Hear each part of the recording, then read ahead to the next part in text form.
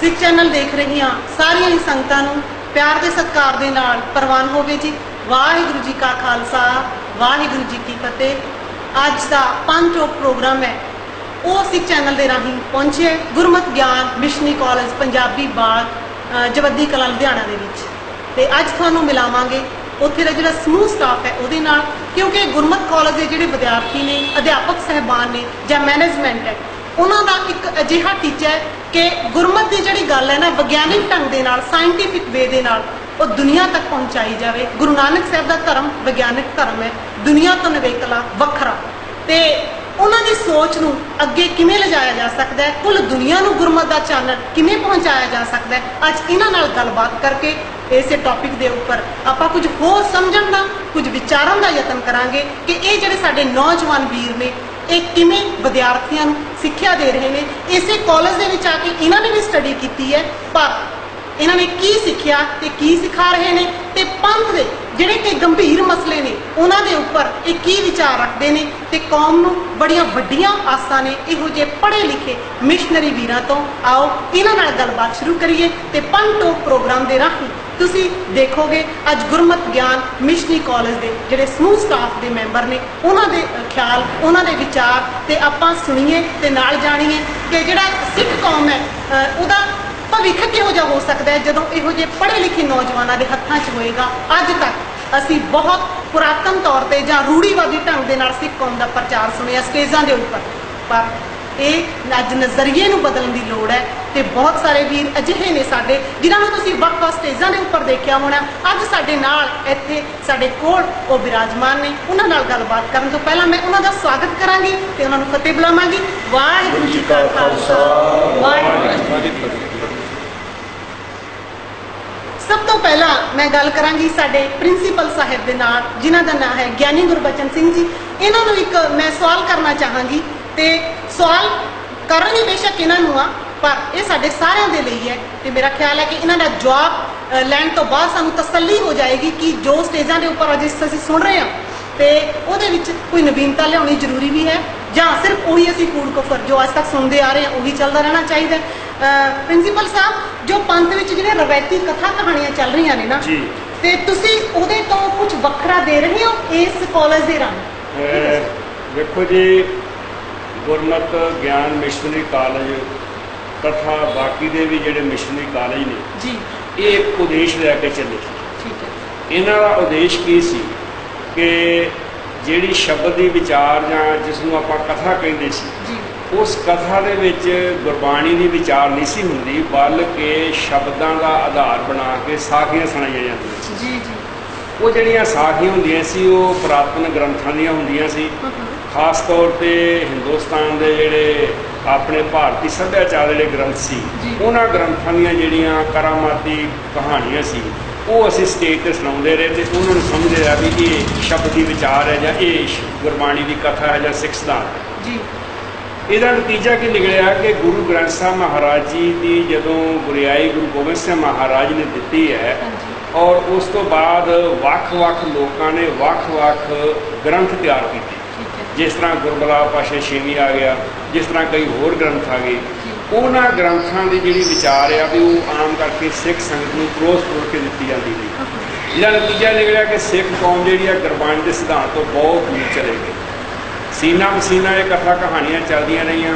फिर गुरु ग्रंथ साहब महाराज जी का अर्थबोध भी जोड़ा भी वो फरीदकोटियों वाला टीका आया जां होर कई टीके साकार हुए जी। उन्होंने टीकों वाल देख के प्रोफैसर साहब सिंह जी ने गुरबाणी व्याकरण के आधार के उत्ते अर्थ का जोड़ा नवा विकास या अर्थों का जोड़ा नवा सिस्टम आ एक व्याकरण के तौर पर उन्होंने शुरू किया जी।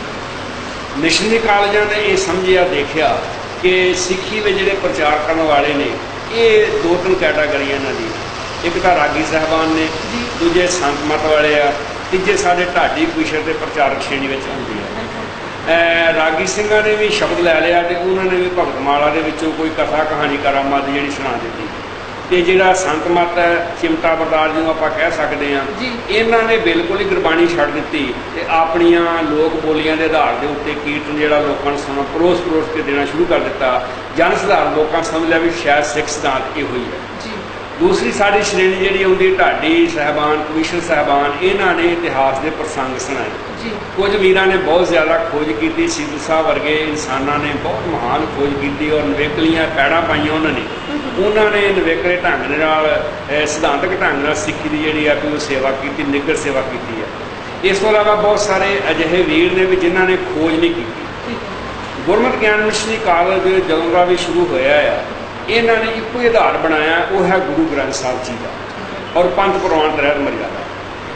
ये ईवन जो इतिहास है असीं सुणाते हैं वो भी गुरु ग्रंथ साहब के अनुसार हो गया। ये भाई बाले वाली जी जन्म साखी लिखी है गुरु नानक पातशाह वो अनुसार जीवन है, या बाकी गुरु साहबान का उन्होंने साखियों मुताबिक जीवन है।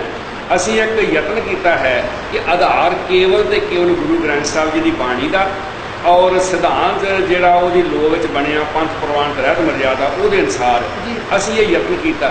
सानू इस यत्न के बड़ी वड्डी कामयाबी, बड़ी वड्डी सफलता देश प्रदेश के विचों बहुत ज़्यादा संगत ने प्यार भी किया और संगत को सिद्धांत की समझ भी आई है।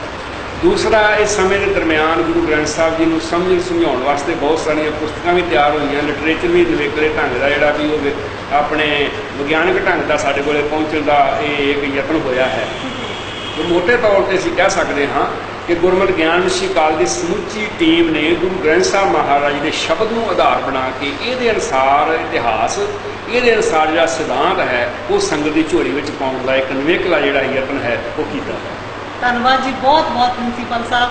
तो मेरा ख्याल है सारिया संगतां नूं समझ आ गई होएगी कि जिहड़ी कथा स्टेज के उपर वो गुरबाणी के शब्द को आधारक बना के गुरु साहब का उहदे पिछे मिशन की है, उन्होंने सोच की रही है, या भगत साहबान की की सोच रही है, इसे के आधारित कथा होनी चाहिए है। जेकर कोई होर टूक मात्र किसी भी धर्म ग्रंथ के विचों या किसी भी देवी देवते नाल संबंधित कोई गलबात आई है उन्होंने उस तरीके नाल सिर्फ टूक मात्र ही लिया जाए, ये नहीं कि असीं उस इतिहास नूं उहनूं बना के इतिहास असीं कथा शुरू कर दी। असल में कई दफा जो गुरबाणी के किसी शब्द की सानूं समझ ना आ पा सकी असीं उहदे उत्ते साखी सुणा दे। हुण जदों असीं सिद्धांत नूं समझिया है ते सानूं समझ लगी है भी गुरु साहब सानूं सुनेहा कोई होर देना चाहुंदे सी। अखरी अर्थ, भाव अर्थ, शब्दी अर्थ ये सारा संगत को दिता जो तो संगत ने बहुत ही जोड़ा सराहया और बहुत सत्कार दिता है। और संगत विचों बहुत सारे कर्म कांड ने और जिहड़ियां मनमतां ने वो दूर होनी शुरू हुई। एक नवी सोच लैके तुसीं इत्थे सेवा निभा रहे हो। हाँ जी। तो मैं भाई सुखविंदर सिंह जी जो तुसीं इत्थे कॉलेज दे विच विद्यार्थियों को पढ़ाउण दी सेवा निभा रहे हो, तो बहुत ही वड्डी सेवा है कि एक अध्यापक के तौर पर कि विद्यार्थियों को एक तो पहली गल कि पढ़ाना ही बहुत वड्डी गल है, दूजा गुरमत का ज्ञान बख्शना तो होर भी बहुत वड्डी गल है। इस लिए असीं तुहाडा सिख चैनल वालों बहुत बहुत धन्नवाद करते हैं। तो इहदे नाल मैं आप जी को एक सवाल मेरा हैगा तुहाडे लई कि गुरबाणी के अर्थों के मामले च ना जिहड़े बहुत मतभेद ने, क्योंकि हर एक इंसान है जो असीं किसी कथावाचक को देखते हैं कोई भी टीकाकार है वो अपने ढंग नाल उहदे अर्थ कर रहा है गुरबाणी के शब्दों के, तो तुसीं किवें इकसारता लैके आओगे या की कर रहे हो कि इकसारता किवें हो? जिवें प्रिंसीपल साहब जी ने पहला इस गल को साढ़े सामने लिया है कि बहुत सारिया रवायती कथा कहानियाँ तोतियां चिड़ियाँ दियाँ साढ़े सामने सुनाइयाँ और कच घरड़ इतिहास मिथिहास रलगढ़ करके साढ़े सामने परोसिया गया तो आख्या गया कि तुसी इसनूं इतिहास मान के ते इसनूं सिद्धांत मान के प्रवान कर लो जी। उत्थे नाल वेखण वाली बात जिवें तुसीं सवाल किया है कि गुरबाणी के अर्थां के संबंध में बहुत सारे मतभेद आ फर्क आ और वन सवन्ने भांतो भांत के अर्थ जिहड़े आ वो सुणाई दिंदे आ। ये इकसारता किवें होवे? हुण इकसारता वास्ते जिवें कि जे ते साडे इस पंथक सिस्टम नूं देखिया जाए तां साडे विच कोई एकता की अजे बात नज़र नहीं आउंदी। एकता वास्ते सानू गुरु ग्रंथ साहब जी की होई संपादना जिहड़ी है जो गुरु ग्रंथ साहब जी के शब्दों की बनतर आ सानू सब तो पहला उत्थे केंद्रित होना पएगा। जिन्नी देर तक गुरु ग्रंथ साहब के शब्दों की जो बनतर है जो संपादना वेले गुरबाणी का व्याकरण नेम बनाया गया है और गुरु साहब ने अपने हथी अंकित किया है उसनों असीं नहीं समझ लेंदे उन्नी देर तक ये एकता असंभव है। जिवें कि प्रोफैसर साहब सिंह जी ने गुरबाणी के अर्थ करदियां गुरबाणी के अर्थां नूं ध्यान विच रखदियां होया गुरबाणी की बनतर नूं ध्यान विच रखदियां होया ਗੁਰੂ ਗ੍ਰੰਥ ਸਾਹਿਬ ਦਰਪਣ 10 ਪੋਥੀਆਂ ਦੇ ਰੂਪ ਵਿੱਚ ਲਿਆਂਦਾ ਹੈ, ਉਹਨੂੰ ਅਸੀਂ ਧਿਆਨ ਵਿੱਚ ਰੱਖ ਕੇ ਵੇਖ ਸਕਦੇ ਹਾਂ ਕਿ ਪ੍ਰੋਫੈਸਰ ਸਾਹਿਬ ਸਿੰਘ ਜੀ ਨੇ ਕਾਫੀ ਸੋਹਣਾ ਇਹ ਰਾਹ ਸਾਡੇ ਲਈ ਖੋਲ੍ਹਿਆ ਹੈ। ਔਰ ਪ੍ਰੋਫੈਸਰ ਸਾਹਿਬ ਸਿੰਘ ਜੀ ਨੇ ਜਿੰਨਾ ਕੰਮ ਇਕੱਲਿਆਂ ਹੋ ਕੇ ਇਸ ਪਾਸੇ ਕੀਤਾ ਹੈ ਉਹ ਸਾਡੇ ਲਈ ਬਹੁਤ ਇੱਕ ਲਾਹੇਵੰਦ ਕੰਮ ਹੈ। ਉੱਥੇ ਨਾਲ ਨਾਲ ਸਾਨੂੰ ਇਸ ਵੇਲੇ ਇਹ ਵੀ ਧਿਆਨ 'ਚ ਰੱਖ ਲੈਣਾ ਚਾਹੀਦਾ ਕਿ ਜਿਹੜੇ ਸੰਪਰਦਾਇਕ ਲੋਕ ਨੇ ਉਹਨਾਂ ਨੇ ਆਪਣੀ ਮਰਜ਼ੀ ਨਾਲ ਇਹ ਵੀ ਪ੍ਰਚਾਰ ਕੀਤਾ ਹੈ ਕਿ ਗੁਰਬਾਣੀ ਸਾਡੀ ਸਮਝ ਵਿੱਚ ਨਹੀਂ ਆ ਸਕਦੀ, ਗੁਰਬਾਣੀ ਤੇ ਸਾਡੀ ਸਮਝ ਤੋਂ ਬਾਹਰ ਹੈ, ਅਸੀਂ ਕਲਯੁਗੀ ਜੀਵ ਹਾਂ। ਉੱਥੇ ਨਾਲ ਨਾਲ ਇਹ ਵੀ ਬਾਤ ਸਾਡੇ ਵਿੱਚ ਪਾਈ ਹੈ, ਭੁਲੇਖਾ ਪਾਇਆ ਹੈ ਕਿ ਗੁਰਬਾਣੀ ਵਿੱਚ ਕੋਈ ਵਿਆਕਰਣ ਨਹੀਂ ਹੈ, ਗ੍ਰਾਮਰ ਦਾ ਕੋਈ ਰੂਲ ਨਹੀਂ ਹੈ, ਇਹ ਜਾਣਬੁੱਝ ਕੇ ਉੱਤੇ ਥੋਪਿਆ ਜਾਂਦਾ ਹੈ। ਜਦੋਂ ਕਿ ਗੁਰਬਾਣੀ ਨੂੰ ਜੇ ਸਿੱਖ ਸੰਗਤਾਂ ਧਿਆਨ ਨਾਲ ਆਪ ਪੜ੍ਹਨ ਤੇ ਆਪ ਪੜ੍ਹਦਿਆਂ ਹੋਇਆਂ ਸਾਨੂੰ ਇਸ ਗੱਲ ਦੀ ਸਮਝ ਲੱਗੇਗੀ ਕਿ ਆਪਾਂ ਗੁਰਬਾਣੀ ਵਿੱਚੋਂ ਕੁਝ ਅੱਖਰ ਸ਼ਬਦ ਚੁਣ ਸਕਦੇ ਹਾਂ, ਧਿਆਨ ਨਾਲ ਆਪਾਂ ਵੇਖਦੇ ਹਾਂ, ਪਾਠ ਕਰਦੇ ਹਾਂ, ਤਾਂ ਸਾਨੂੰ ਸਮਝ ਲੱਗ ਜਾਏਗੀ। ਮੈਂ ਇੱਕ ਸ਼ਲੋਕ ਆਪ ਜੀ ਦੇ ਸਾਹਮਣੇ ਪੜ੍ਹ ਦਿੰਦਾ ਹਾਂ। ਆਹਰ ਸਭ ਕਰਦਾ ਫਿਰੇ, ਆਹਰ ਇੱਕ ਨਾ ਹੋਏ, ਨਾਨਕ ਜਿਤ ਆਹਰ ਜਗ ਉਧਰੈ, ਬਿਰਲਾ ਬੂਝੈ ਕੋਏ। ਇਸ ਸ਼ਲੋਕ ਵਿੱਚ 3 ਵਾਰੀ ਆਹਰ ਸ਼ਬਦ ਆਇਆ। ਇੱਕ ਔਂਕੜ ਤੋਂ ਬਿਨਾਂ ਹੈ, ਇੱਕ ਔਂਕੜ ਵਾਲਾ ਹੈ, ਇੱਕ ਸਿਹਾਰੀ ਵਾਲਾ ਹੈ। ਪਹਿਲਾ ਆਹਰ ਬਹੁਵਚਨ ਹੈ, ਉੱਥੇ ਕੋਈ ਔਂਕੜ ਸਿਹਾਰੀ ਨਹੀਂ ਹੈ। ਆਹਰ ਸਭ ਕਰਦਾ ਫਿਰੇ, ਸਾਰੇ ਆਹਰ ਕੰਮ ਕਰਦਾ ਫਿਰਦਾ। ਆਹਰ ਇੱਕ ਨਾ ਹੋਏ, ਇੱਥੇ ਇੱਕ ਸ਼ਬਦ ਵੀ ਹੈ ਤੇ ਆਹਰ ਦੇ ਰਾਰੇ ਨੂੰ ਔਂਕੜ ਲਾ ਕੇ ਸਤਿਗੁਰੂ ਨੇ ਬਕਾਇਦਾ ਉਸ ਨੂੰ ਇੱਕ ਵਚਨ ਪੁਲਿੰਗ ਬਣਾਇਆ ਹੈ। ਨਾਨਕ ਜਿਤ ਆਹਰ ਜਗ ਉਧਰੈ, ਜਿਸ ਆਹਰ ਦੁਆਰਾ ਸਿਹਾਰੀ ਲੱਗੀ ਹੋਈ ਹੈ। ਬਕਾਇਦਾ ਜਦੋਂ ਅਸੀਂ ਇਹਨਾਂ ਸਾਰੇ ਨਿਯਮਾਂ ਨੂੰ ਧਿਆਨ ਵਿੱਚ ਰੱਖਾਂਗੇ ਤੇ ਇਕਸਾਰਤਾ ਦੀ ਜਿਹੜੀ ਗੱਲ ਹੈ ਉਹ ਸਾਹਮਣੇ ਪੰਥ ਵਿੱਚ ਉੱਭਰਦੀ ਹੈ। ਇਵੇਂ ਹੀ ਜਦੋਂ ਸਾਡੇ ਗੁਰਬਾਣੀ ਨੂੰ ਸਮਝਣ ਤੋਂ ਬਿਨਾਂ, ਗੁਰਬਾਣੀ ਦੇ ਨੇਮ ਨੂੰ ਸਮਝਣ ਤੋਂ ਬਿਨਾਂ ਅਸੀਂ ਆਪੋ ਧਾਪੀ ਚੱਲਣ ਦੀ ਕੋਸ਼ਿਸ਼ ਕਰਦੇ ਹਾਂ, ਉਦੋਂ ਸਾਡੇ ਵਿੱਚ ਫਿਰ ਸੰਤ ਮਤ ਵੀ ਉੱਭਰਦਾ ਹੈ।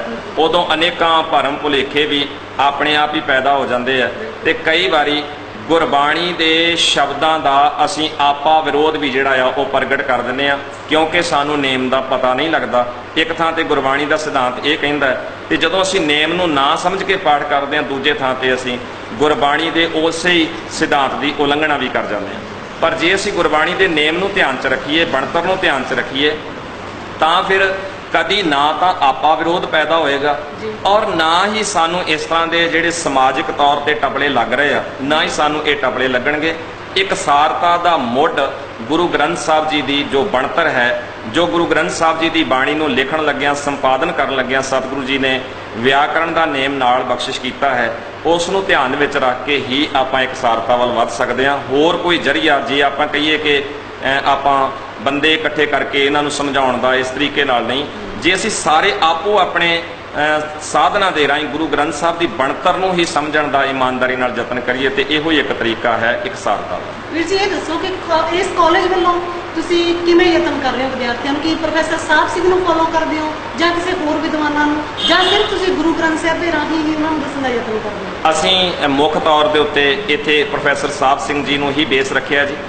ਪ੍ਰੋਫੈਸਰ ਸਾਹਿਬ ਸਿੰਘ ਜੀ ਵਾਲਾ ਦਰਪਣ ਹੀ ਸਾਰੇ ਮਿਸ਼ਨਰੀ ਕਾਲਜ ਅਪਣਾ ਕੇ ਚੱਲਦੇ ਨੇ।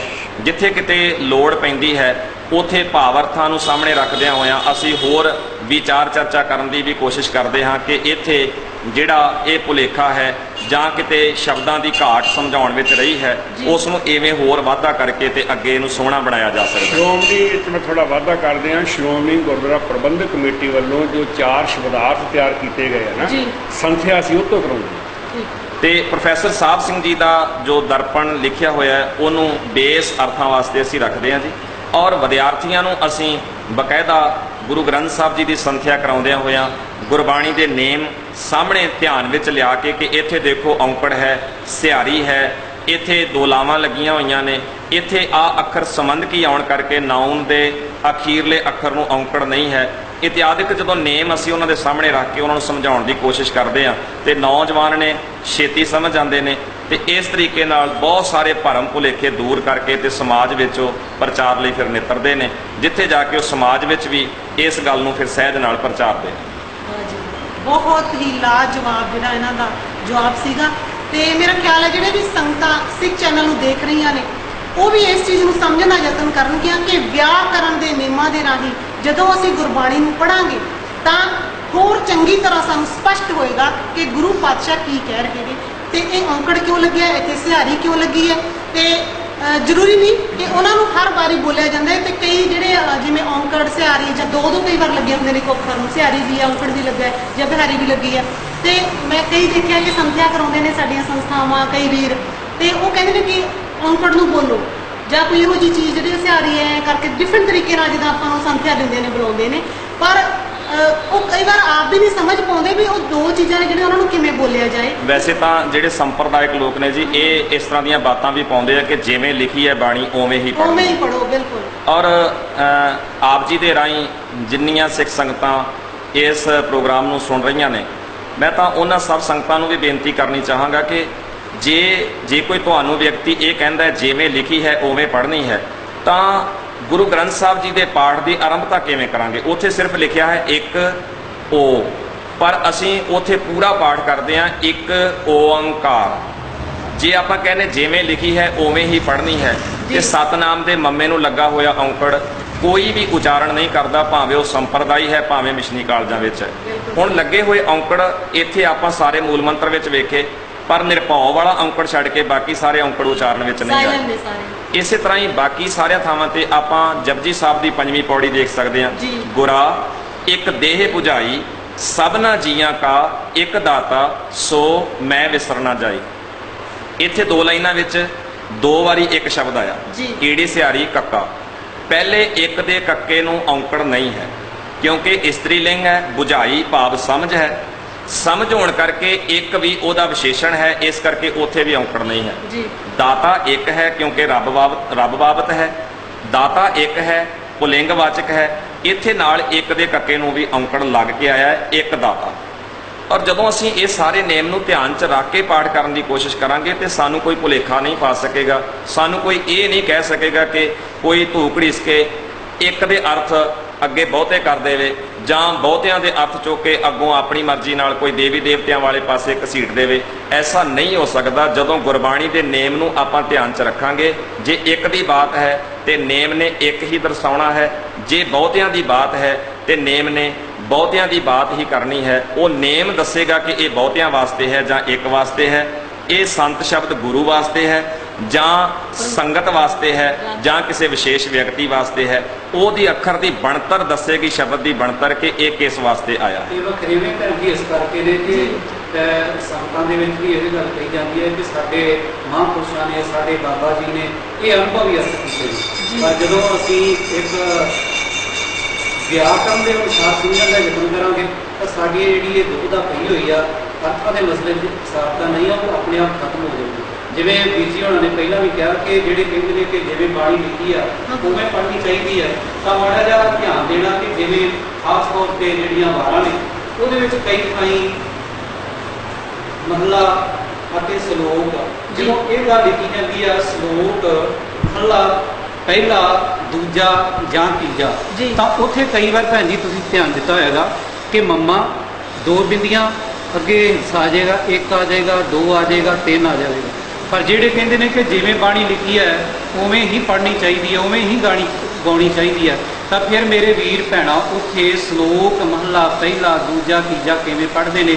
ਫਿਰ ਜੇ ਉਸੇ ਤਰ੍ਹਾਂ ਪੜ੍ਹਨੀ ਆ ਫਿਰ ਉੱਥੇ ਤੇ ਮੰਮਾ ਦੋ ਬਿੰਦੀਆਂ ਇੱਕ ਦੋ ਤਿੰਨ ਇਸ ਤਰ੍ਹਾਂ ਹੀ ਪੜ੍ਹਿਆ ਉਸ ਤਰ੍ਹਾਂ ਪੜ੍ਹਨੀ ਚਾਹੀਦੀ ਹੈ। ਆਮ ਸੰਗਤ ਦੇ ਸਹੂਲਤ ਵਾਸਤੇ ਮੈਂ ਹੋਰ ਦੱਸ ਦਿੰਦਾ ਜੀ, ਕਿਉਂਕਿ ਪਾਠ ਆਮ ਸੰਗਤਾਂ ਕਰਦੀਆਂ ਨੇ ਤੇ ਇਹ ਤੁਕਾਂ ਉਹਨਾਂ ਨੂੰ ਯਾਦ ਵੀ ਨਹੀਂ। ਭਾਗ ਹੋਆ ਗੁਰ ਸੰਤ ਮਿਲਾਇਆ। ਹੁਣ ਗੁਰ ਦੇ ਰਾਰੇ ਨੂੰ ਸਿਹਾਰੀ ਹੈ, ਤੇ ਜਦੋਂ ਅਸੀਂ ਬਿਨਾਂ ਨੇਮ ਤੋਂ ਪਾਠ ਕਰਦੇ ਹਾਂ ਜਾਂ ਸੰਪਰਦਾਈ ਲੋਕ ਜਿਹੜੇ ਨੇ ਉਹ ਸਮਝਾਉਂਦੇ ਨੇ ਤੇ ਉਹ ਕਹਿੰਦੇ ਵੀ ਵੱਡੇ ਭਾਗ ਹੋਏ ਗੁਰੂ ਨੇ ਸਾਨੂੰ ਸੰਤ ਮਿਲਾ ਦਿੱਤਾ।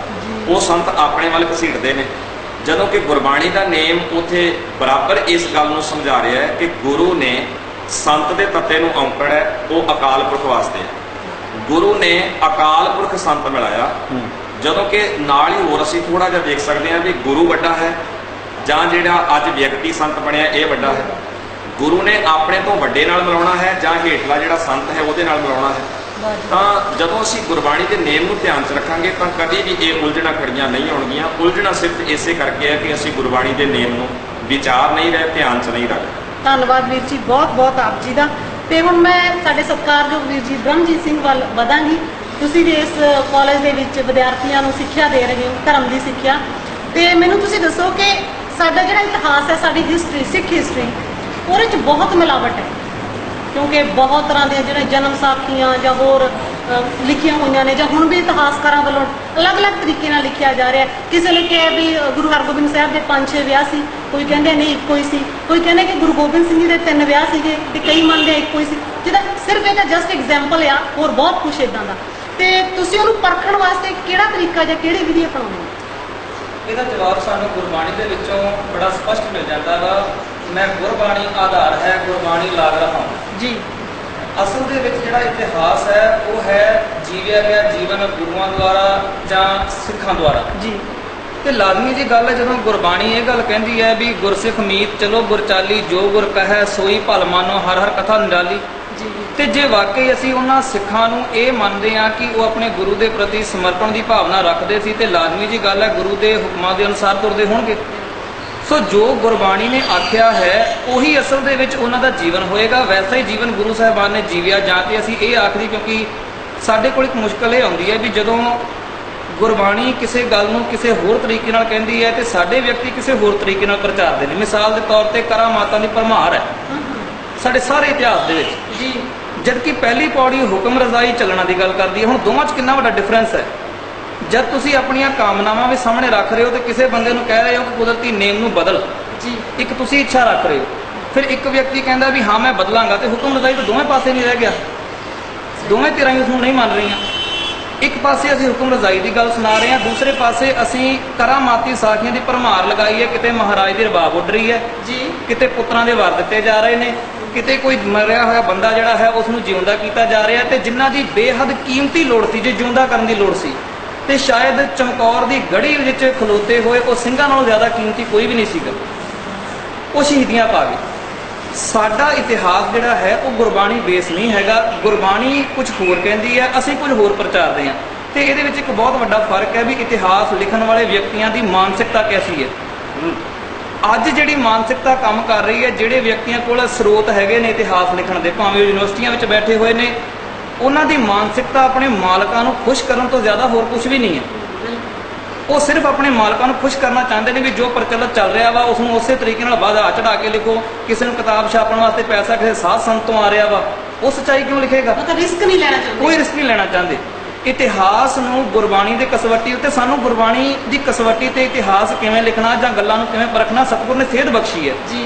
ਬ੍ਰਾਹਮਣ ਕਹਿੰਦਾ ਵੀ ਧਰਤੀ ਥੱਲੇ ਬੈਰ ਖਲੋਤਾ ਹੈ, ਗੁਰੂ ਸਾਹਿਬ ਕਹਿੰਦੇ ਨੇ ਵੀ ਧਰਤੀ ਹੋਰ ਪਰੈ ਹੋਰ ਤਿਸਤੇ ਭਾਰਤ ਲੈ ਕਵਣ ਜੋਰ ਪਰਖਿਆ ਇਤਿਹਾਸ ਨੂੰ।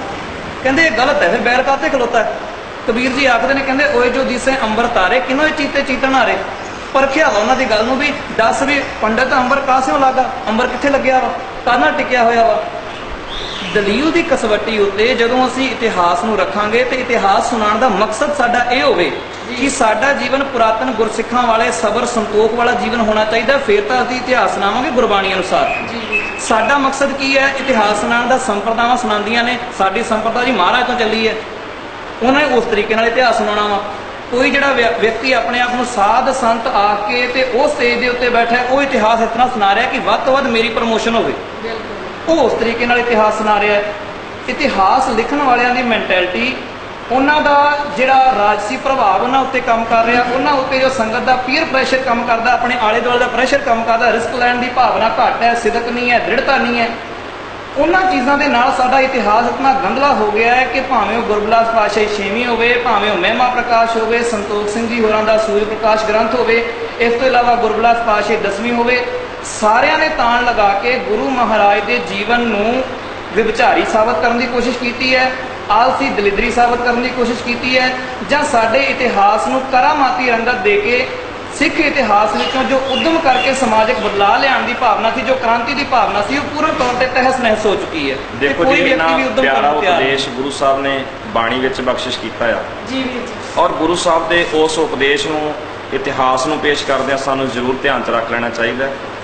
ਜੇਕਰ ਗੁਰੂ ਸਾਹਿਬ ਆਪ ਜੋ ਬਾਣੀ ਉਚਾਰਨ ਕਰਕੇ ਗਏ, ਜਿਸ ਬਾਣੀ ਦਾ ਸਾਨੂੰ ਉਪਦੇਸ਼ ਦਿੰਦਿਆਂ ਸਦਾ ਲਈ ਉਹਦੇ ਲੜ ਲਾ ਕੇ ਗਏ ਨੇ, ਕਦੀ ਵੀ ਗੁਰੂ ਸਾਹਿਬਾਨ, ਗੁਰਸਿੱਖ ਜਾਂ ਭਗਤ ਸਾਹਿਬਾਨ ਆਪਣੇ ਇਸ ਕਹੇ ਹੋਏ ਬੋਲਾਂ ਤੋਂ ਉਲਟ ਨਹੀਂ ਜਾ ਸਕਦੇ। ਜੇ ਅਸੀਂ ਇਹ ਕਹਿਣ ਦੀ ਕੋਸ਼ਿਸ਼ ਕਰ ਰਹੇ ਹਾਂ ਵੀ ਉਹਨਾਂ ਨੇ ਕਿਹਾ ਕੁਛ ਸੀਗਾ ਕੀਤਾ ਕੁਛ ਆ। ਤੇ ਬਾਬਾ ਫਰੀਦ ਜੀ ਦਾ ਇਹ ਬਚਨ ਸਾਨੂੰ ਜ਼ਰੂਰ ਧਿਆਨ 'ਚ ਪਹਿਲਾਂ ਰੱਖ ਲੈਣਾ ਚਾਹੀਦਾ ਹੈ। ਫਰੀਦਾ ਦਿਲੋਂ ਮੁਹੱਬਤ ਜਿਨ ਸੇਈ ਸੱਚਿਆ, ਜਿਨ ਮਨ ਹੋਰ ਮੁਖ ਹੋਰ ਸੇ ਕਾਂਢੇ ਕੱਚਿਆ। ਜਦੋਂ ਕਿ ਇਹ ਬਾਤ ਗੁਰੂ ਸਾਹਿਬਾਨ ਦੇ ਜੀਵਨ ਤੇ ਕਦੇ ਵੀ ਨਹੀਂ ਢੁਕਦੀ। ਉਹਨਾਂ ਨੇ ਜੋ ਕਿਹਾ ਸੀ ਉਹ ਕਰਕੇ ਵਿਖਾਇਆ ਆ, ਔਰ ਜੋ ਉਹਨਾਂ ਨੇ ਕਿਹਾ ਸੀ ਉਹਦੇ ਮੁਤਾਬਕ ਹੀ ਸਾਨੂੰ ਚੱਲਣ ਲਈ ਸਦਾ ਲਈ ਪ੍ਰੇਰਿਤ ਕੀਤਾ ਹੈ ਕਿ ਤੁਸੀਂ ਇਹਦੇ ਮੁਤਾਬਕ ਹੀ ਤੁਰਨਾ। ਡਾਕਟਰ ਕਿਰਪਾਲ ਸਿੰਘ ਦੀ ਇੱਕ ਮੈਨੂੰ ਗੱਲ ਯਾਦ ਆ ਗਈ ਜਨਸਾਖੀ ਪਰੰਪਰਾ ਵਿੱਚ ਜੀ, ਉਹ ਇੱਕ ਟੂਕ ਬੜੀ ਕਮਾਲ ਦੀ ਦਿੰਦੀ ਜੀ। ਉਹ ਕਹਿੰਦੇ ਸਿੱਖ ਧਰਮ ਦੀ ਵਿਆਖਿਆ ਦੋ ਕਨਸੈਪਟ ਵਿੱਚ ਹੋਈ ਹੈ ਜੀ।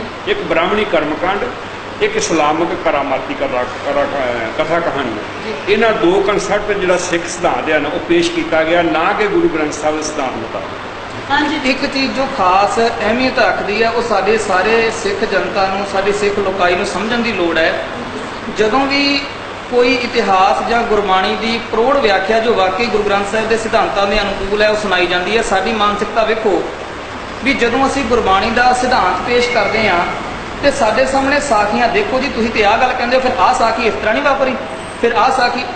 ਕਹਿਣ ਤੋਂ ਮੁਰਾਦ ਇਹ ਹੈ ਵੀ ਅਸੀਂ ਗੁਰਬਾਣੀ ਅਨੁਸਾਰ ਇਤਿਹਾਸ ਦੀ ਪੜਚੋਲ ਨਹੀਂ ਕਰ ਰਹੇ, ਮਿਥਿਹਾਸ ਤੇ ਅਖੌਤੀ ਕਹਾਣੀਆਂ ਅਨੁਸਾਰ ਗੁਰਬਾਣੀ ਨੂੰ ਢਾਲਣ ਦਾ ਯਤਨ ਕਰ ਰਹੇ ਹਾਂ। ਬਿਲਕੁਲ ਨਹੀਂ। ਇਹ ਅਸਲ 'ਚ ਹੋਇਆ ਕਿਉਂ ਹੈ, ਉਸ ਦਾ ਇੱਕ ਖਾਸ ਕਾਰਨ ਹੈ। ਜਿਹੜੀ ਕਲਾਬੀ ਇਸ ਚੀਜ਼ ਨੂੰ ਪ੍ਰਮੋਟ ਕਰਦੀ ਹੈ ਉਹ ਕਿਉਂ ਕਰਦੀ ਹੈ? ਕਿਉਂਕਿ ਉਹ ਵਿਅਕਤੀ ਗੁਰਬਾਣੀ ਦੀ ਸੰਪਾਦਨਾ ਅੱਗੇ ਹਾਰੇ ਹੋਏ ਨੇ, ਗੁਰਬਾਣੀ 'ਚ ਰਲਾ ਨਹੀਂ ਪਾ ਸਕੇ। ਜੀ। ਹੁਣ ਗੁਰਬਾਣੀ ਨੂੰ ਕਿਵੇਂ ਬਦਲਿਆ ਜਾਏ ਜਾਂ ਉਸ ਨੂੰ ਕਿਵੇਂ ਡੀਗ੍ਰੇਡ ਕੀਤਾ ਜਾਵੇ, ਉਸ ਨੂੰ ਕਿਵੇਂ ਥੱਲੇ ਲਾਇਆ ਜਾਵੇ, ਸਿੱਖਾਂ ਨੂੰ ਗੁਰਬਾਣੀ ਸਿਧਾਂਤਾਂ ਤੋਂ ਦੂਰ ਕਿਵੇਂ ਕੀਤਾ ਜਾਵੇ? ਇੱਕੋ ਤਰੀਕਾ ਵਾ ਵੀ ਮਿਥਿਹਾਸ ਨੂੰ ਪ੍ਰਮੋਟ ਕਰੋ ਵੱਧ ਤੋਂ ਵੱਧ। ਮਿਥਿਹਾਸ ਪ੍ਰਮੋਟ ਹੋ ਜਾਏਗਾ, ਗੁਰਬਾਣੀ ਸੈਕਿੰਡ ਨੰਬਰ ਤੇ ਆ ਜਾਏਗੀ। ਇਤਿਹਾਸ ਨੂੰ ਕੋਈ ਚੁਣੌਤੀ ਨਹੀਂ ਦੇ ਸਕਦਾ ਛੇਤੀ ਕੀਤਾ, ਲਓ ਜੀ ਆਪਣੇ ਗੁਰਸਿੱਖਾਂ ਤੇ ਸ਼ੱਕ ਕਰਦੇ ਹੋ। ਫਿਰ ਇਤਿਹਾਸ ਨੂੰ ਕੋਈ ਕਿੰਤੂ ਪਰੰਤੂ ਨਹੀਂ ਕਰ ਸਕਦਾ। ਪਹਿਲੇ ਇਹ ਗੱਲ ਕਹੀ ਜਾਂਦੀ ਕਿੰਤੂ ਕੋਈ ਨਹੀਂ ਕਰਨਾ ਜੀ, ਸਵਾਲ ਕੋਈ ਨਹੀਂ ਕਰਨਾ।